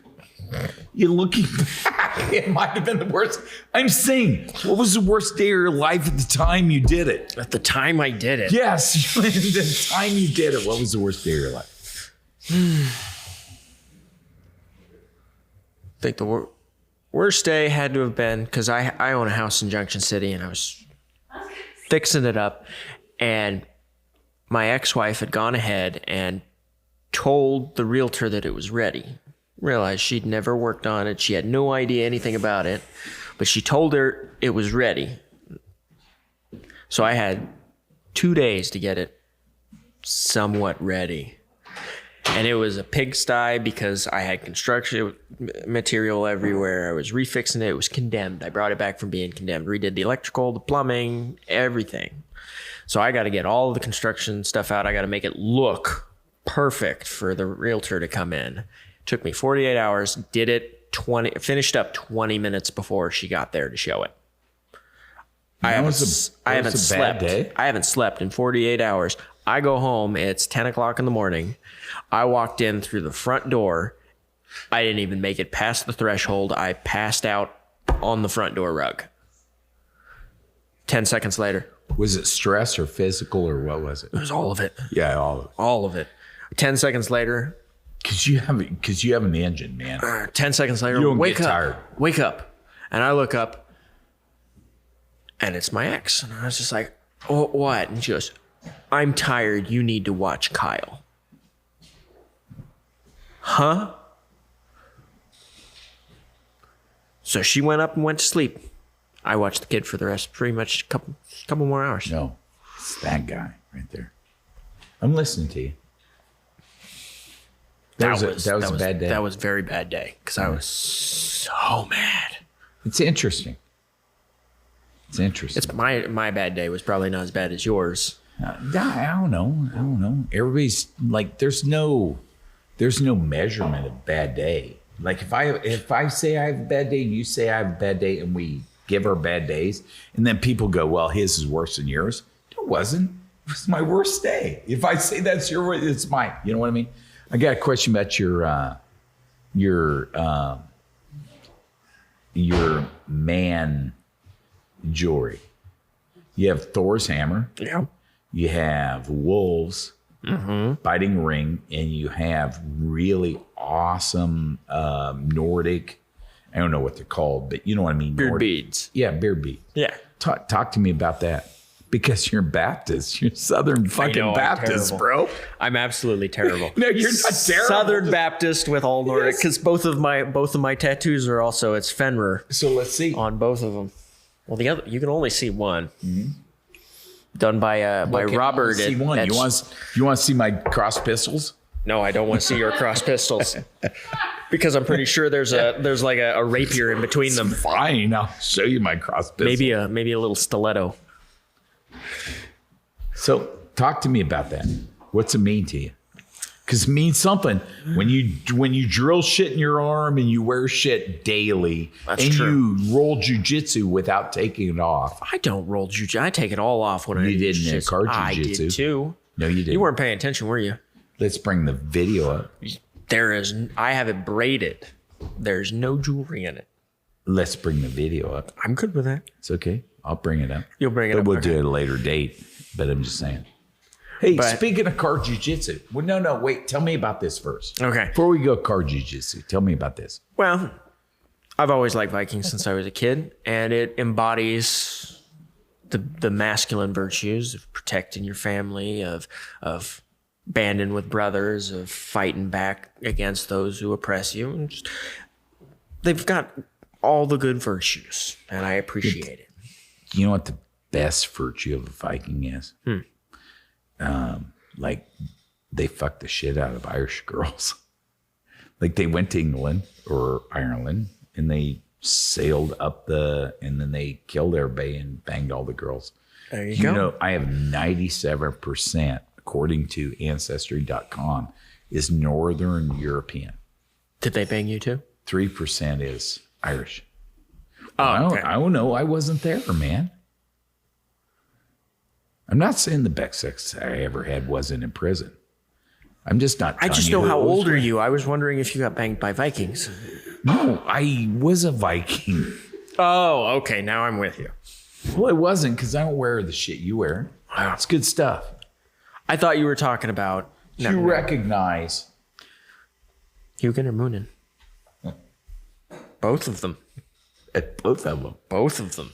One by one tattoo artist and one by the other. And they're the same tattoo. They're just two dudes.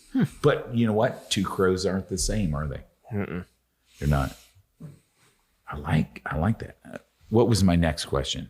I've already asked that. You just weren't listening. My logistics guy doesn't listen to shit. Hey, have you ever, well, you said you thought of quitting when you first started jiu-jitsu. Yeah. MMA. I mean, you were young. You just started. But Never had anything that hard. But forget that stuff. Have you ever thought of quitting?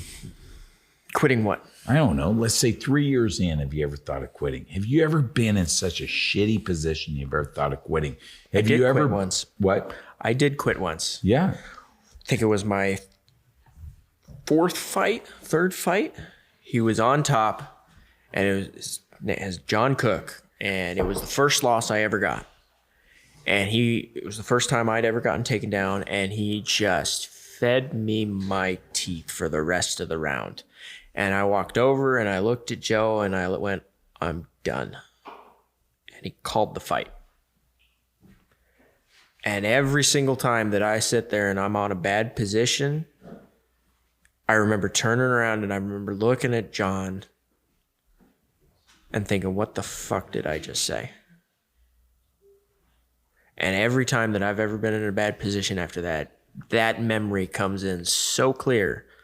Because when I fought the NFL guy, he got me on top of side control. I hadn't trained. I was 2 weeks out of fight. I've been eating cookies, cake, candy, ice cream, everything a fat kid's dream. I had no gas tank. I was exhausted. I was on bottom. He was cranking on a Kimura. He was twice my size. I don't know how that guy cut to 185. He's cranking on a Kimura, and I remember sitting there going, nobody's going to blame me if I tap.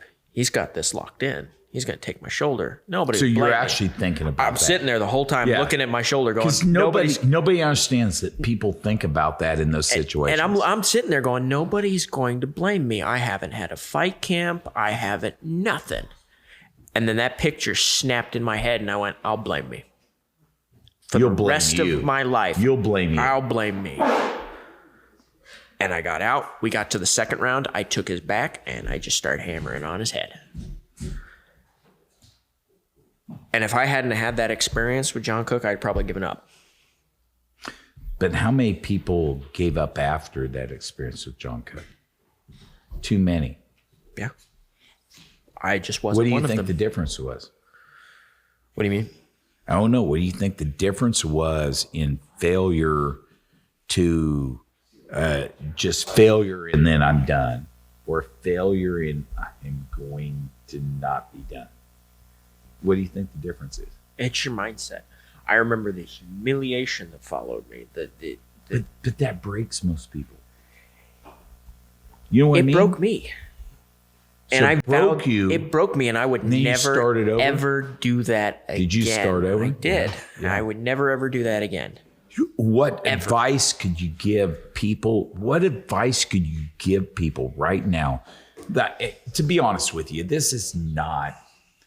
I wish this podcast was like life altering, but the podcast is named The Warrior. Some of the answer. What advice would you give somebody who just quit, who is ready to quit the rest of their life? Never do it again. And how? Why? Well, like, what is the Because thing? you're sitting there in that pit of despair. I remember it very strongly. You're sitting there in that pit of despair, and you can either wallow in it, bathe in it, remain in it, or you can take every step to lift your head up and keep marching forward. And when you do that, it doesn't matter what happens as long as you've put your effort in. Like the last MMA fight I fought was in the exact same position. The second round, he took me down, he sat in guard, and he just started beating my face in. I didn't tap. I went 2 rounds of getting my face just beaten in like a crazed monkey on top of me. Went out after the Wait a minute. Like a stud sitting on top of a crazed monkey? No, he was on top of me like a crazed monkey, hammering my face. But you're more monkeyish than he was. Probably. I'm more dwarfish. Okay. And I went outside, and I was vomiting. I probably had a concussion. Who knows what? But I sat there the whole time, and I was like, I lost. But that fucker didn't finish me. What's your record? Oh, God. I'm 2-2 MMA, and I am 2-0. 2 wins, 2 losses, MMA. 2-0 bare knuckle. 2-0 bare knuckle. But you fought a lot. Yes, I've had a lot of amateur fights and a lot of smoker fights. Yeah, because the thing And is, exhibitions. and the one thing is, Isaac in CSC never turned down anybody. No, literally. Ever. I was the guy they went to when nobody else wanted to fight them. Yes. Or people just backed Yeah. out. Because the NFL guy was literally 18 hours before the fight was when they asked me to step in. Yeah. A professional fight. Yeah. Who does that?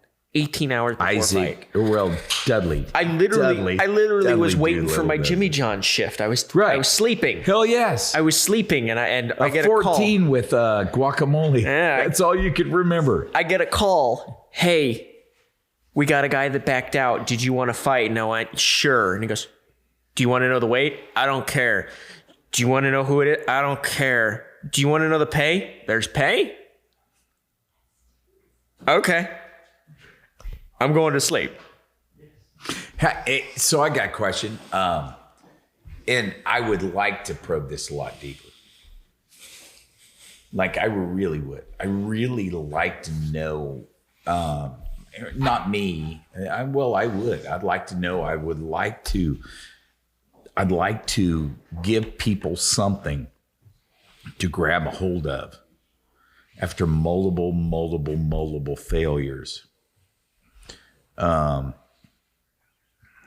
Who do you see in the mirror when you look in the mirror? A stubborn son of a bitch. Do you see the 16-year-old stubborn son of a bitch, or do you see the 22-year-old stubborn son of a bitch, or do you see the 28, or do you see the 30-year-old version of you? The 30. So what about the people that can't ever see anything past the 16-year-old failure? You've got to start there. Doesn't mean that they haven't done bad. No, I'm just 30. They're 30 now and they're successful. They look in the mirror and they see the 16-year-old failure. Then you got to start there and fix whatever's keeping you back. Whatever is making you look and see that 16-year-old, you've got to confront it. I've spent a lot of Everything's time about confrontation, isn't it? Yeah. It's about facing something you're scared of. That's what we are as men. We confront things. And not just as men, women. Women do it too. But it's what we as humans do. You have to confront things. If you run, it's just going to follow you. I agree. Because you can either... But that's really simplistic when we tell somebody who's in a bad place in their life. It really is. But I you know Matt Warner, Matt the Viking, big, burly. He looks like Chris Hemsworth, just all he looks muscly. Like me only. Sure. Not as pretty. Only a handsomer, bigger, and more... Not as pretty. More Viking-esque. Was he the guy that touched you? Touch me? Touch me how? Touch me how? Point to this cup where he touched you. No, I'm not doing it. I am withdrawing at this point. But he looked at me one time and he was like, I want you to run a mile, because he was trying to do a physical assessment test for me. And I was like, okay, I'm not a runner. And he goes, but I want you to run it like a bear's chasing you. Okay. I'm a dwarf. At 100 meters, whether I walk or run, I'm exhausted. You are a dwarf. Mm-hmm. You could have played... Gimli. Yes, totally. There you go. And so we do that. I do that run, and by the end of the fourth lap, I'm just barely walking. And he goes, all right, what did you learn? And I went, that if a bear ever comes after me, I'm fighting it. Because otherwise I'm going to die tired. Fuck yeah. Fuck yeah. Your problems will follow you. Anything that's haunting you will follow you. And no matter how hard it is, no matter how tough it is, if you don't confront it, it's just going to get worse. My whole married life, I ran from things. And everything How long just was your married life? Worse. We dated for 2 years. We were married for 5.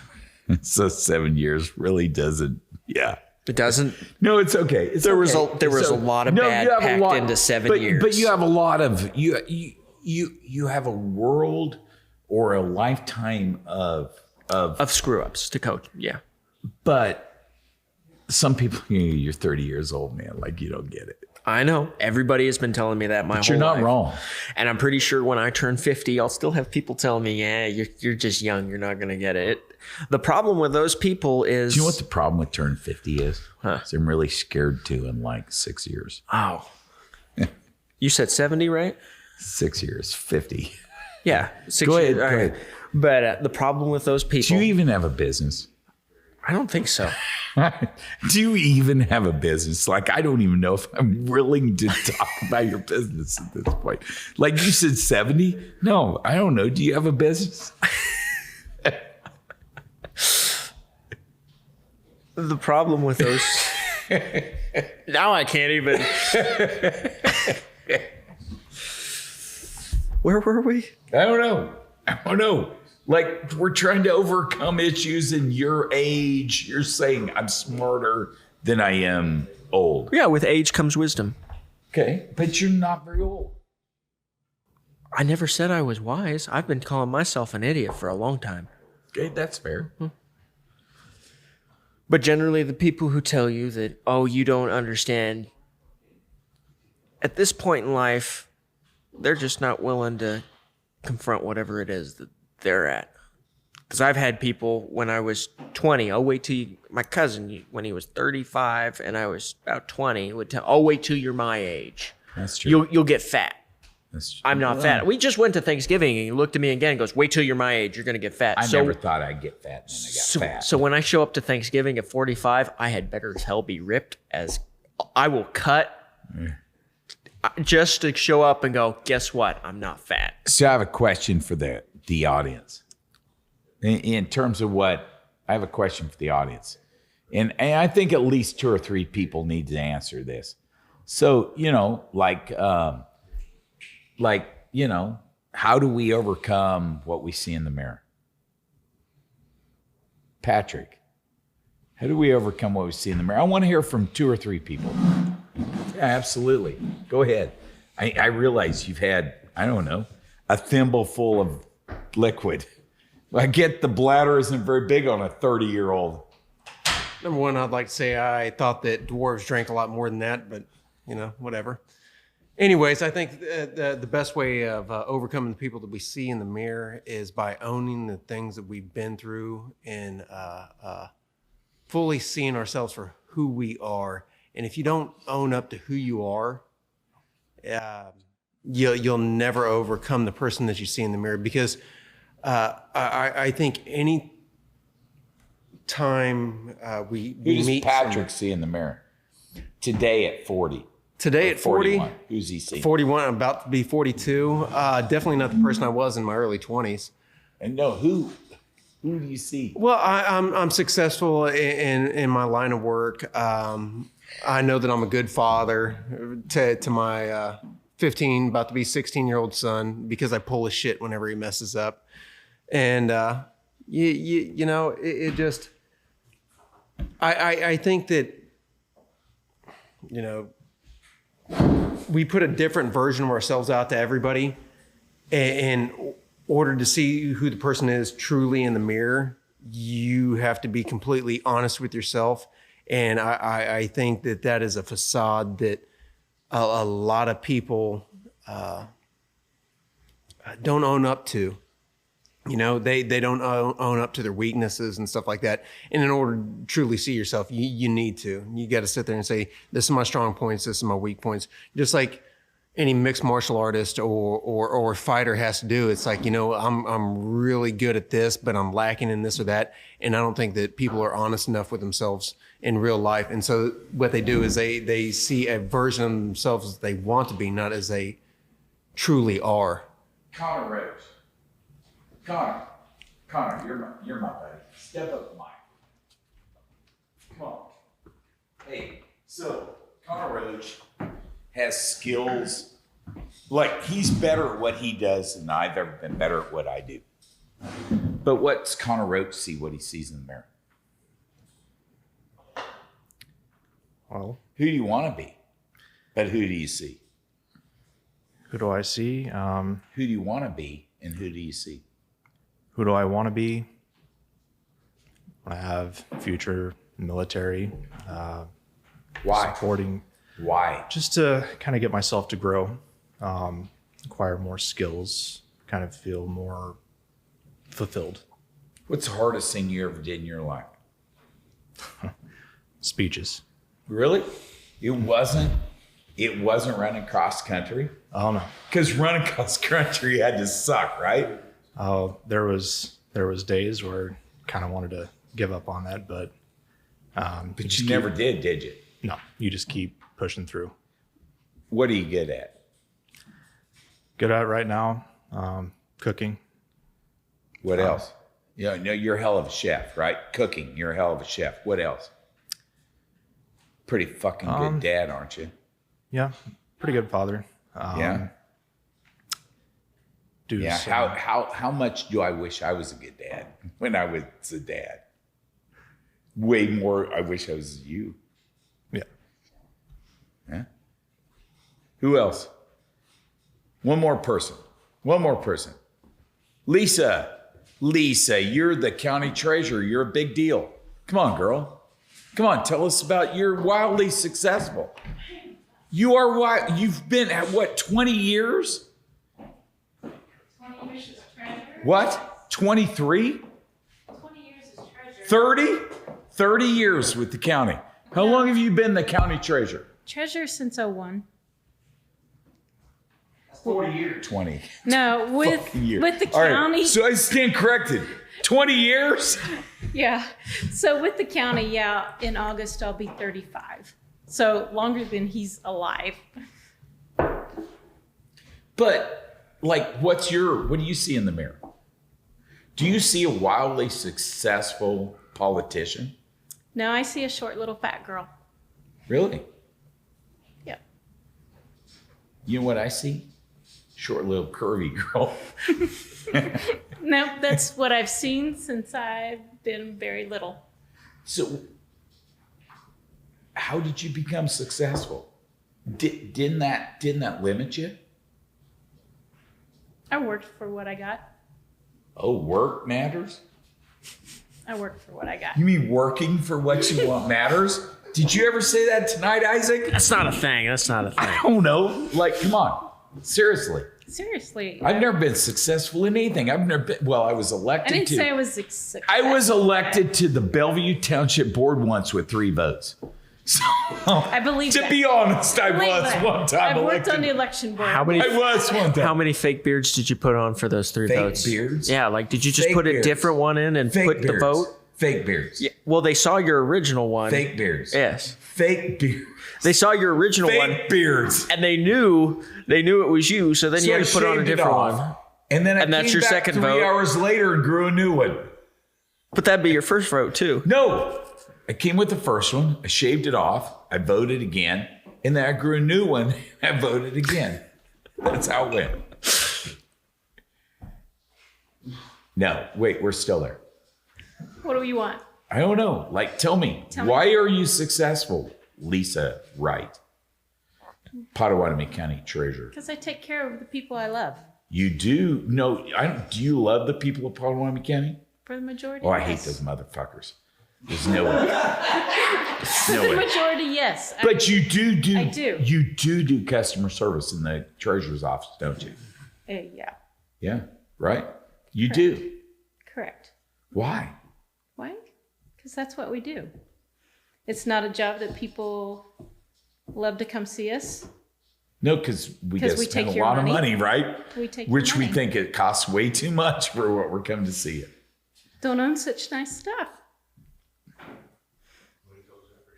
Who do you see when you look in the mirror today? A happily married woman, a great grandma, love my kids, great mom. When you say happily married. Why do I say that? No, I didn't say why. I did not.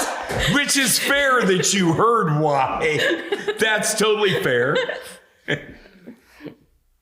I'm just saying we both know your husband. Yeah, Why are you happily married? because he's good at what he does. Oh my God. Okay, move on. Move on. So what is the one common thing in all of that, Isaac? What'd you hear? Hard work. It's all I heard. It's all I heard was just showing up. And maybe I read between the lines. But all I heard was showing up every day, working hard, like really sometimes with not a plan, right? Just showing up, working hard. There's no plan. But throughout that,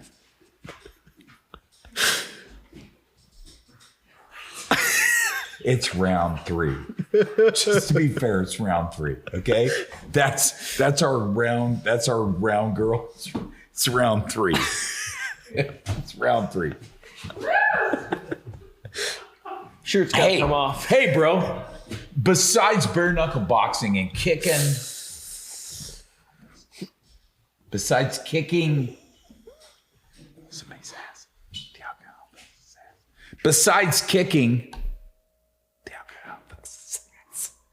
Besides kicking, Someone's ass. just write the motherfucker on the board for him. Are you gonna try and kick my ass now? No, I'm trying to okay. get you to say you want this fight with the #1 bare knuckles fighter. Oh. I'm not good with hints. You don't want it? Oh, I do. You do. I've made that very clear. Well, it's okay. So you want it? Say it.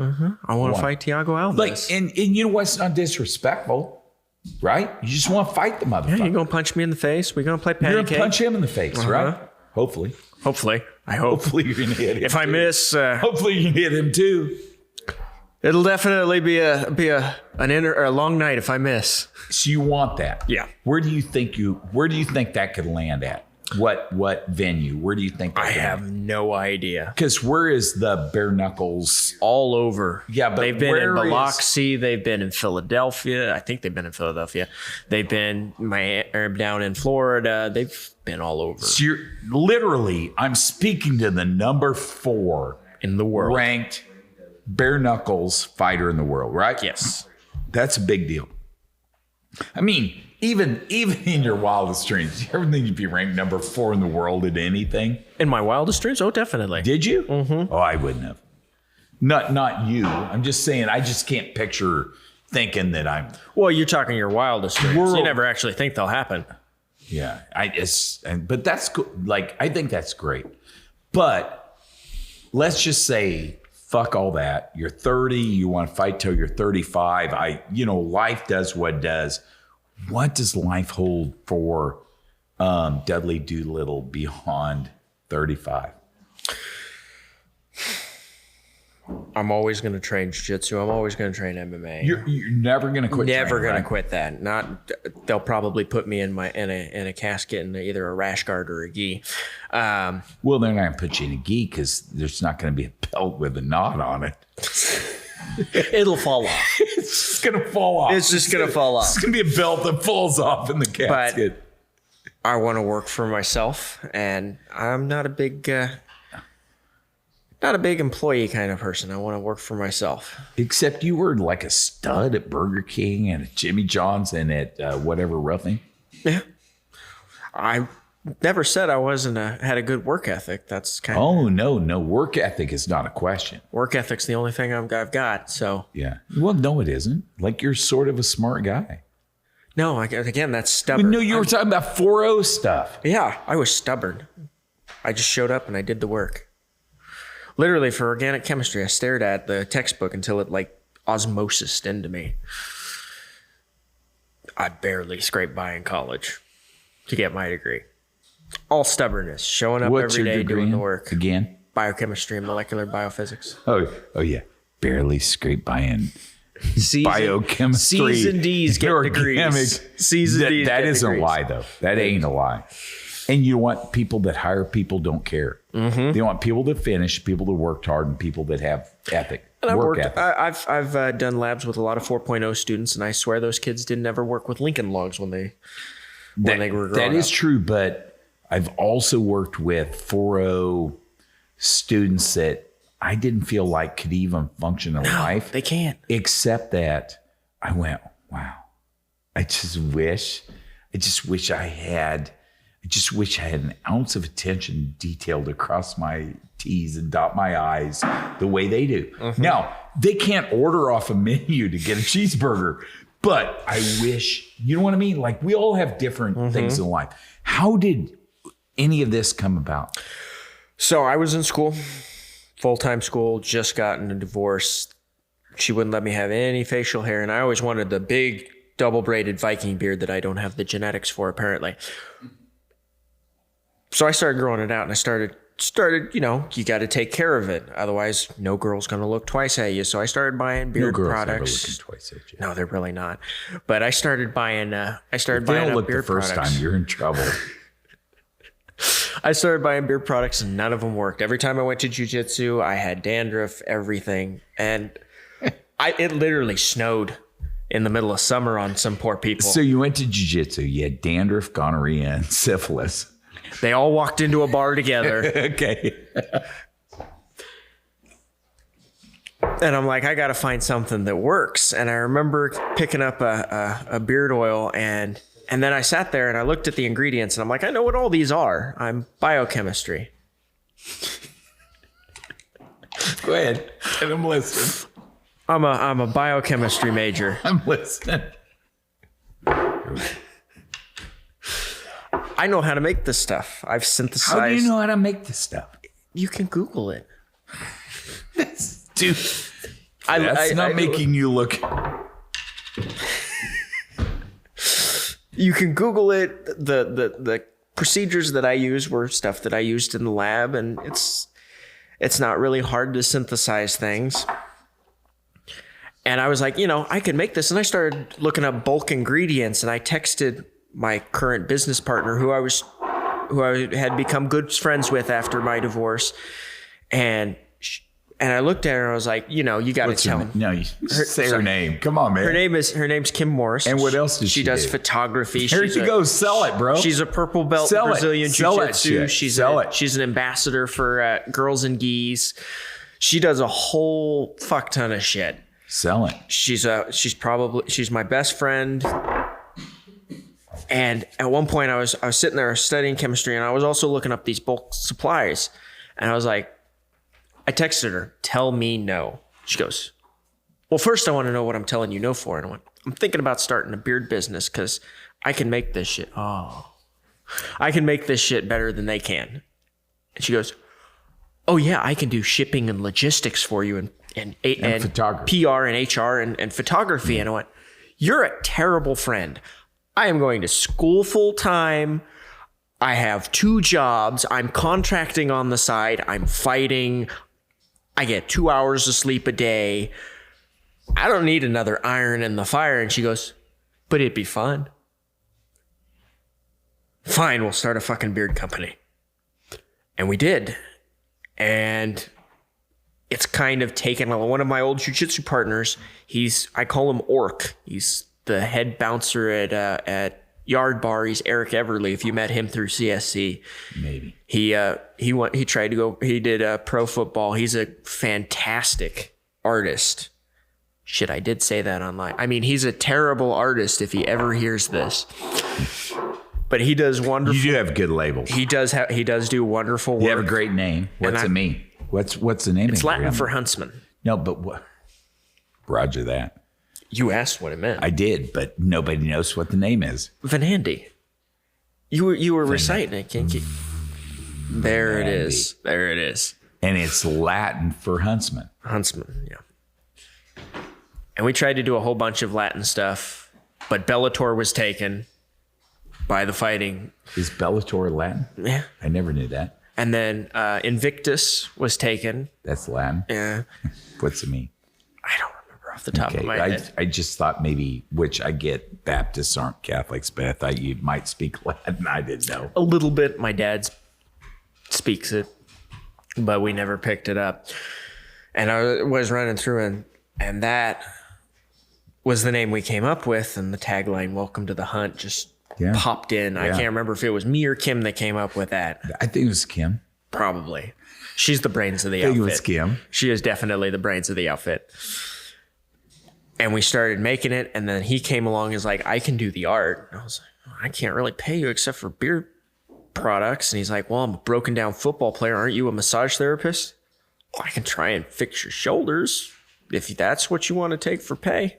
Yeah, are you serious? What? We just now, after 2 hours, found out you're a massage therapist. You never asked. Like, we could have done an hour of you rubbing my shoulders while we did this interview, but we have wasted. But you'd have gotten really time. Uncomfortable with all the things I'd have whispered in your ear. Just to be fair. Are you serious? You really think I would have been uncomfortable with any of that? No, I'd have been uncomfortable when you turned around. You'd have been uncomfortable with what you whispered, man. So I got to tell you, man. Venandi has metamorphed over time. Mm-hmm. The older stuff, the butters or the just tell me your product line first. So we have the oils. And I fucking love your oils, man. I'm not kidding you guys. The oils are. It works on your skin. It's so that you don't break out because, like I said, bad dandruff. That's what fixes I don't break out though, but the oils help. I have a shitty beard. Mine's all curly. It goes. I'm right there with you. But the oils help that a lot. They'll help straighten it. Yes. The balms straighten it even more. They do, but balms have to be good. Yep. Ours will literally, if you put a little bit on your hand, it'll disappear within 5 minutes. Yes, it just did. Look at my hand. Completely clean. Oh, there's the camera. The balms will help style it, and the butters make it soft. They all do the others to some degree, but that is really an important difference. If anybody out there is interested, that's an important difference. Oils we all get. We don't get the difference between balms and butters because all of a sudden I think balms are my thing and I don't like butters anymore. Well, you've got a coarse beard. I do. It's not. And trying to go down on a girl with a coarse beard is like steel wool. She's not going to like it. You're going to need the butter. Stop. We need to get. You're going to need So the now butter. we need an audience input on this, which there's at least 2 dudes and 4 girls here that can attest to whether my beard is. Your skin stopped. Just your skin. Oh. You got thrown under the bus. She even threw it in reverse and went back over. No, she didn't. She just said one thing. That was forward. It's just forward.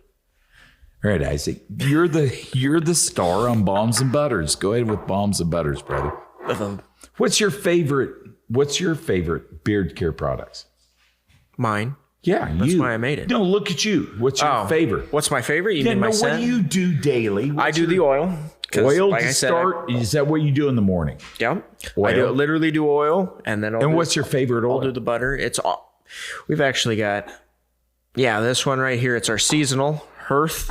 I made it for myself, and then my business partner spelled it and goes, "We're selling that." And I'm, no, this is mine. What's your business partner's name? Kim Morris. Because you keep trying to minimize. I don't minimize. I just always call her my business partner. You keep trying to minimize her input, and somehow I feel like She's the brains of the outfit. I've already said I feel like it. she's like 66%. Literally every scent that we have that has sold, she's gone. That's the one. That's nice. That's the one. So that's where you start. Yeah. Then what do you do? I put the oil in, and then I put the butter in because I have. What's your favorite steel butter? wool. That's the same scent. Yeah, but like show a jar of butter. Hey, we're trying to sell your product. These are here, all brother. these are all butters. We have no balm. I ones get up that. there. No, but we have no balm container up here. Good. So the butters, because they come in 4 ounces. Oil. Yeah, oil. How much oil do you put on your? Because dudes don't know this. I have How a much big oil one. do you put on your? I have a big one, so I only put 7 drops. I don't even count the drops.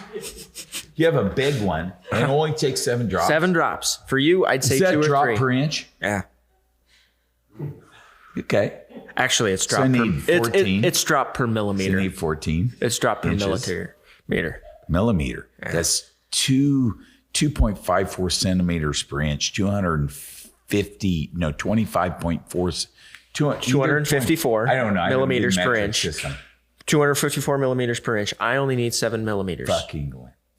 But whatever. Hey. So oil. You start with oil. And like you get up in the morning. Yeah. You just do oil in your beard. Yep. 7 drops. Yes. Put it through. Yeah. And then I do the butter. Do you do it after the shower or when do you do it? I just dry it. Just dry it and put it right in. After the shower, After dry. the it. shower. But do you have trouble drying your beard? No. Oh, I do. My hair dries really good. My beard, when I'm putting oil in my beard, like water's running out. I don't get it. That seems like a personal problem. I don't know. I don't understand. Bathing, hygiene, I don't know. I don't get it. I just towel it dry and then I put Towel it dry.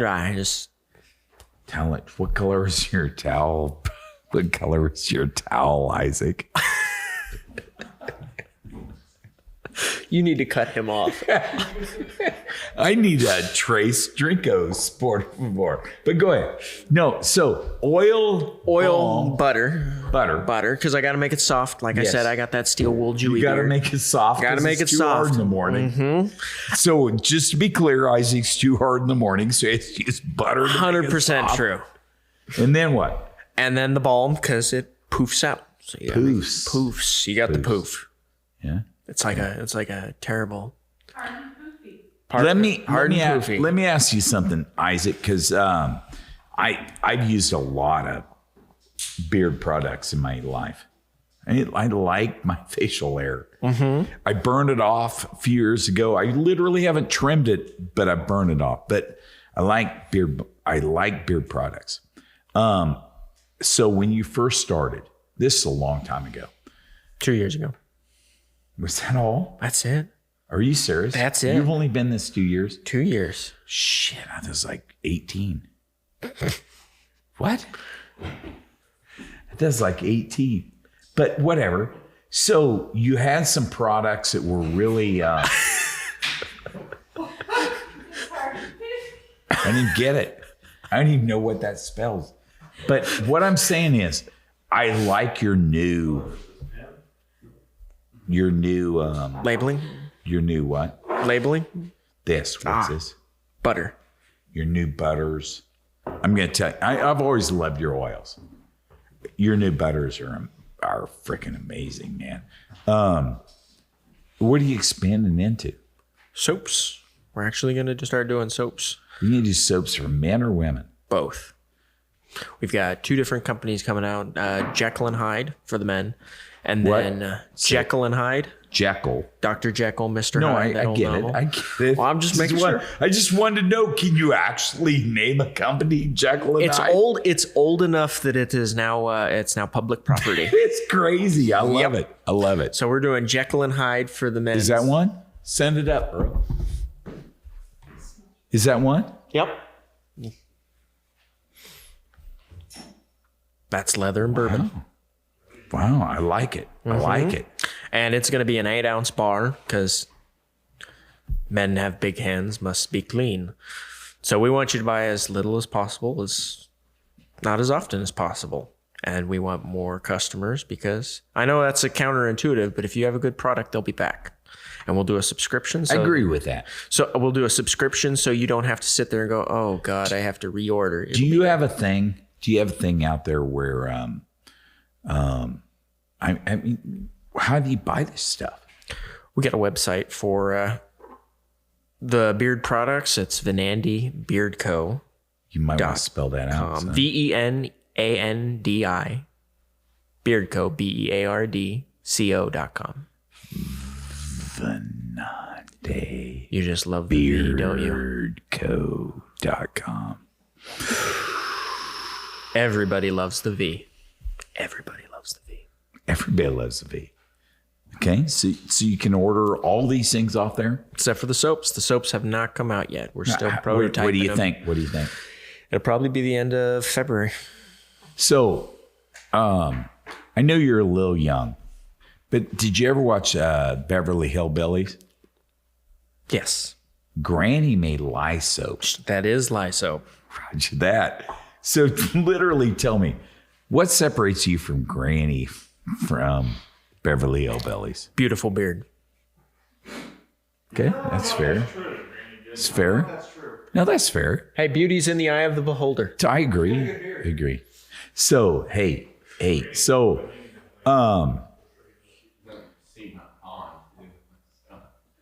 like, to wrap all this up, I really enjoyed tonight's conversation, and I have no sponsors out there anywhere.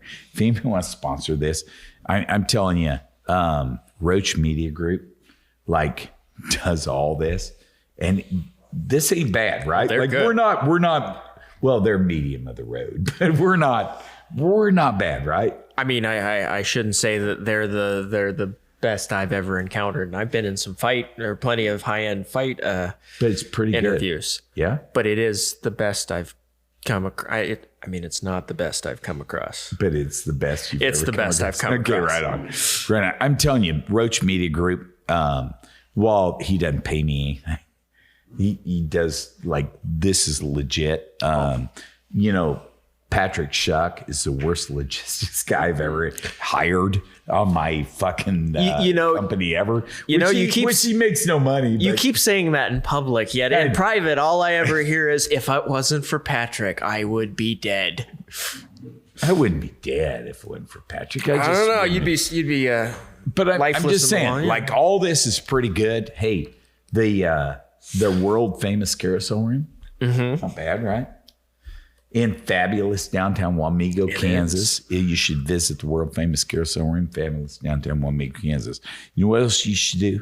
You should check out Venandi Beard Products. You know, you say that so wonderfully. I know I do. I get a little chubby every actually, time. I do too. Well, I don't get a little one. I get a chubby, but that's a difference. Well, I don't have much to work with. Yeah, I know. It's okay. But I do like your beard products. And here's I don't understand why they're not crushing the industry. Because I'm a terrible marketer. I'm a terrible marketer myself, son. That's why you got Patrick. Yeah, well, I do, but I'm still a terrible marketer because I have Patrick.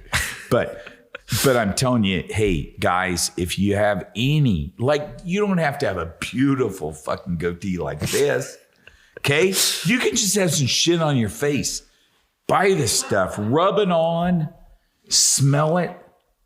I think the best one we've had, the two. Stop. I'm sorry. Men's products is the most neglected thing. Like, we don't care. I will shower with my girlfriend's fucking shampoo and stuff. Done it. You know what I mean? I don't care. Oh shit, I'm out of soap. But when I do this and I walk into my day, I'm not going to say it changes it. I'm just better. Are you better when you walk into your day? Oh yeah, everybody can tell. I agree. I can't tell you how many times I've gone to like a family reunion or something. I am the guy that stinks. I've always been the guy because I work out 24/7. All of my soaks or shirts are soaked in vinegar and sweat and grossness. As soon as I use these, nobody says anything about it. And in fact, it's whew. Yeah. I'm not lying. I'm not lying at all. We're gonna wrap up here. We do this podcast about people that people don't know, and I get your friends know you, and you are a big deal in terms of. But you know what? A ton of people don't know you, man, and it's really important that people who struggle daily in life with small things, just because you're a champion, just because you're the 4th in the world in bare knuckles, everybody's like, I couldn't be that. Oh yeah, you can. If I can be that, you can definitely be that. That's the only reason we do this. It's the only reason we do this. I used to, like I said, for the longest time, I never punched anybody, never had hands. Even when I was fighting, it took me, 8 fights before I actually threw a punch? We had a guy, Dustin the Ninja, come down. He was a training partner, a caveman, and he taught stand-up. And at one point, because we were sparring, he just literally stuck his head out, and I could never hit him. Yeah, his head movement was too good. And he sat there, and I was like, I'll never, there's no way I'll ever throw hands like you. And he goes, I'm a retard. If I can do it, you can do it. So whenever I'm sitting there and I'm doing my bag drills or I'm sparring, somebody's like, oh God, I could never do that. And I look at him dead in the face and go, I'm a retard. If I can do it, you can do it. And when we say retard, we understand that there are people that have it's not mentally handicapped. We don't mean that at all. We use that Idiots. word. Yes, we use that word back and forth and we're not making fun of anybody. No. Yeah. No. That is the only thing that if anybody accidentally listens to this, they should take from this, because they can succeed. You can't. You know what? Maybe I'll never will, but I can succeed by showing up tomorrow and the next day. It's always baby steps. It's just show up. One foot in front of the other. Fuck up. And you will achieve more than you could ever imagine. Yes. Give me before we wrap this up, give me Isaac's. So you knocked Thiago Alves out. Give me Isaac's big ass fucking hope and dream for the future. I want to knock Thiago Alves out and whoever's after him. I want the world belt. Thank my friend Kim Morris, because I do it after every fight. And I want these businesses to be successful so that I can help other people. I want my notoriety as a fighter to help push these off so I can work for myself. And then it would be nice that I could help other people make those dreams a reality. How do you want to do that? Financially back them. Knowledge. Who, what? Doesn't matter. They'll come up. They'll crop up. You always find those people who are driven, but just don't have that push, whether that's a good word, whether that's financial, whether that's emotional backing, a friend, support. Doesn't matter. You always find those people who are going to succeed. Do you think that comes from your martial arts background, your fighting background, or it comes from your dad's? I think it comes from my dad, because we always used to sit there and if we won $1 million, what would we do? Well, we'd start a charity helping people just quietly in need. No notoriety. We used to spend it all the time that way in our heads. You got to help people in life. What's the one thing that pops in your mind that Isaac, and I'm not teasing you anymore, I'm not doing it deadly. What's the one thing that pops in your mind that Isaac Doolittle has done for somebody? You don't have to name names. What's one thing you made difference in somebody's life? I had a friend going through a hard time, and I made sure they were taken care of. They had a roof over their head, food to eat. any support that they needed. And I'll always be there for that individual, Was no it- matter what. Was it better for you or better for them?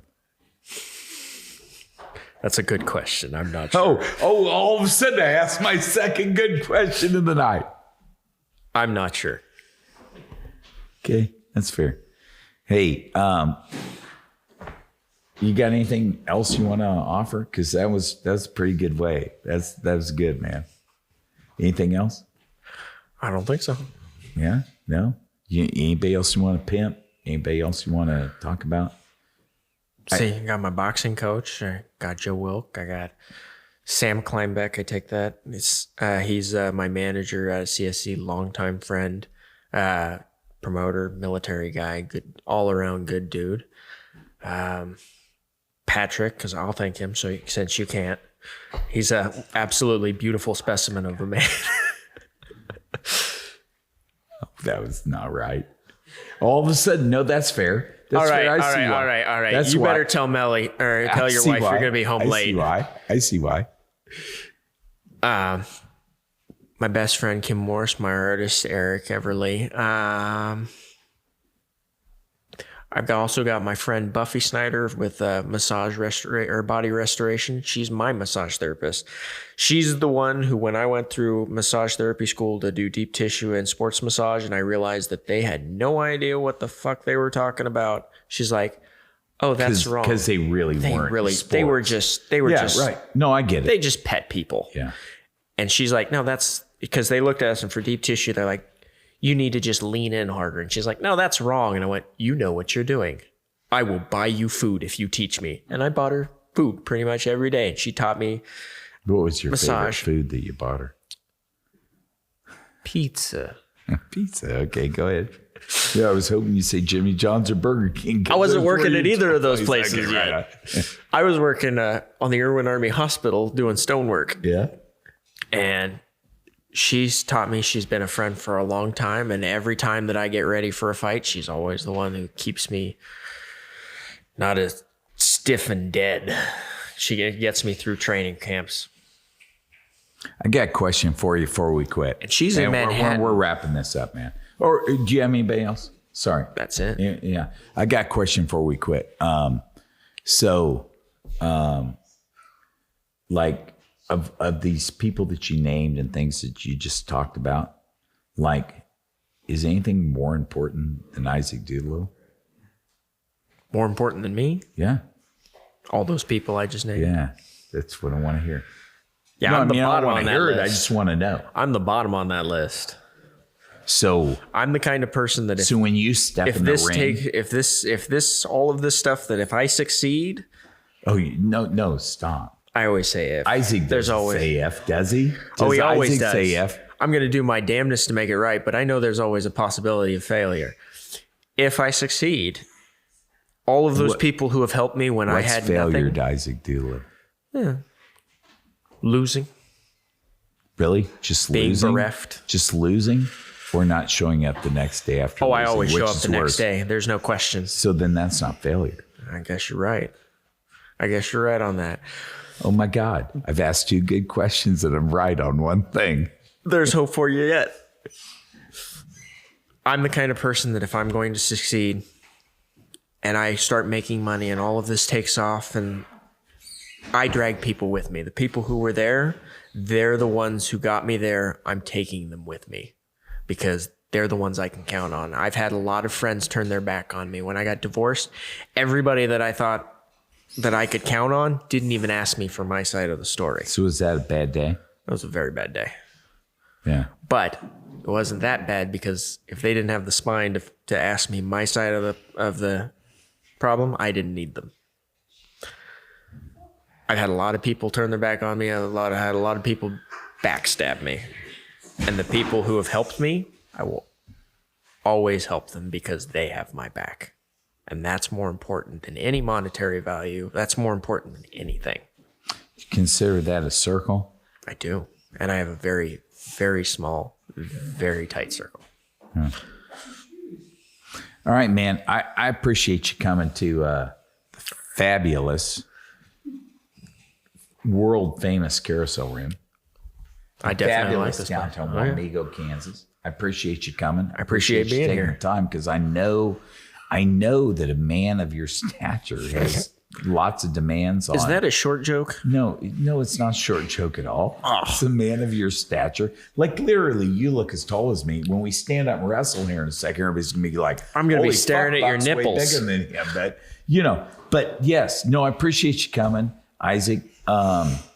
Because there's not a lot of people that come from, and I know you went to other places, but there's not a lot of people come from Wamego, Kansas, who don't wrestle in high school, who don't, and then wind up getting their ears all fucked up over like 10 years at combat sports and are ranked number 4 in the world. I would like to summarize tonight's podcast, and I can't I was about to because say good luck. yeah, I can't summarize it because you know what? You're way younger than me, and I respect you. I respect you for something you'll never remember, and it was the fact that you took your gi off and rolled with me one night at Combat Sports, and you didn't know who I was. You knew who Broderick was, and then you rolled with me. You kicked my ass, but whatever. I didn't even have a beard then, did I? You had a little beard.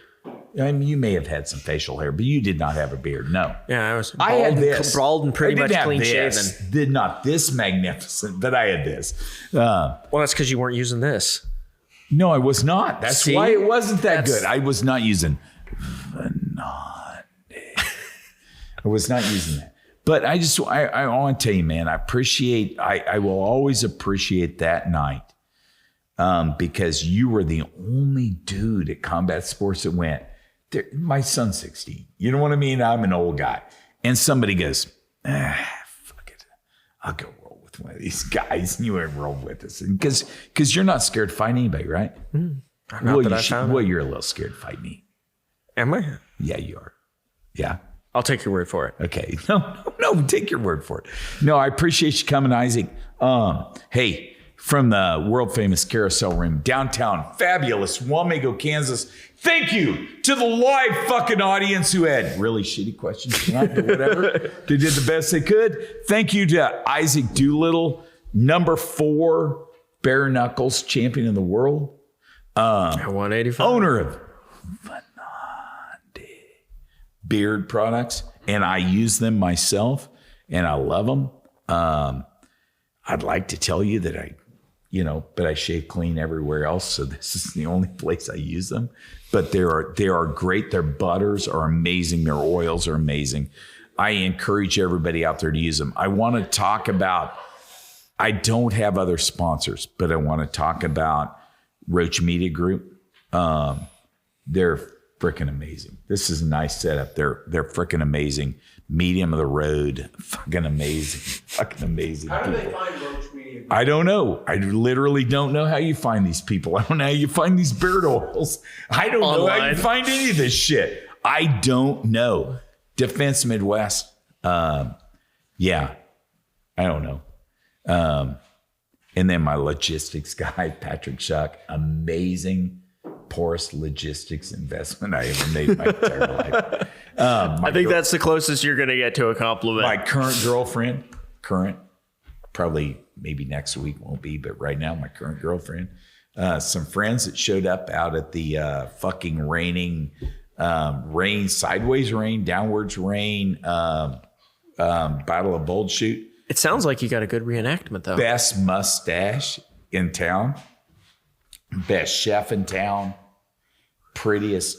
Okay, I'm just saying, hey man, we had a good night. Appreciate you coming. I appreciate it being here. I'll be there when we fight Thiago. Oh, are you going to be in there too? No, but if his corner fucking lips off, I'll punch one of those motherfuckers. Okay. All right. I'll take Right, that. so we're fighting. All right, this is it. Fight's over. Let's go. Come on, motherfucker. Get out. God damn it, Scuppy. Come here.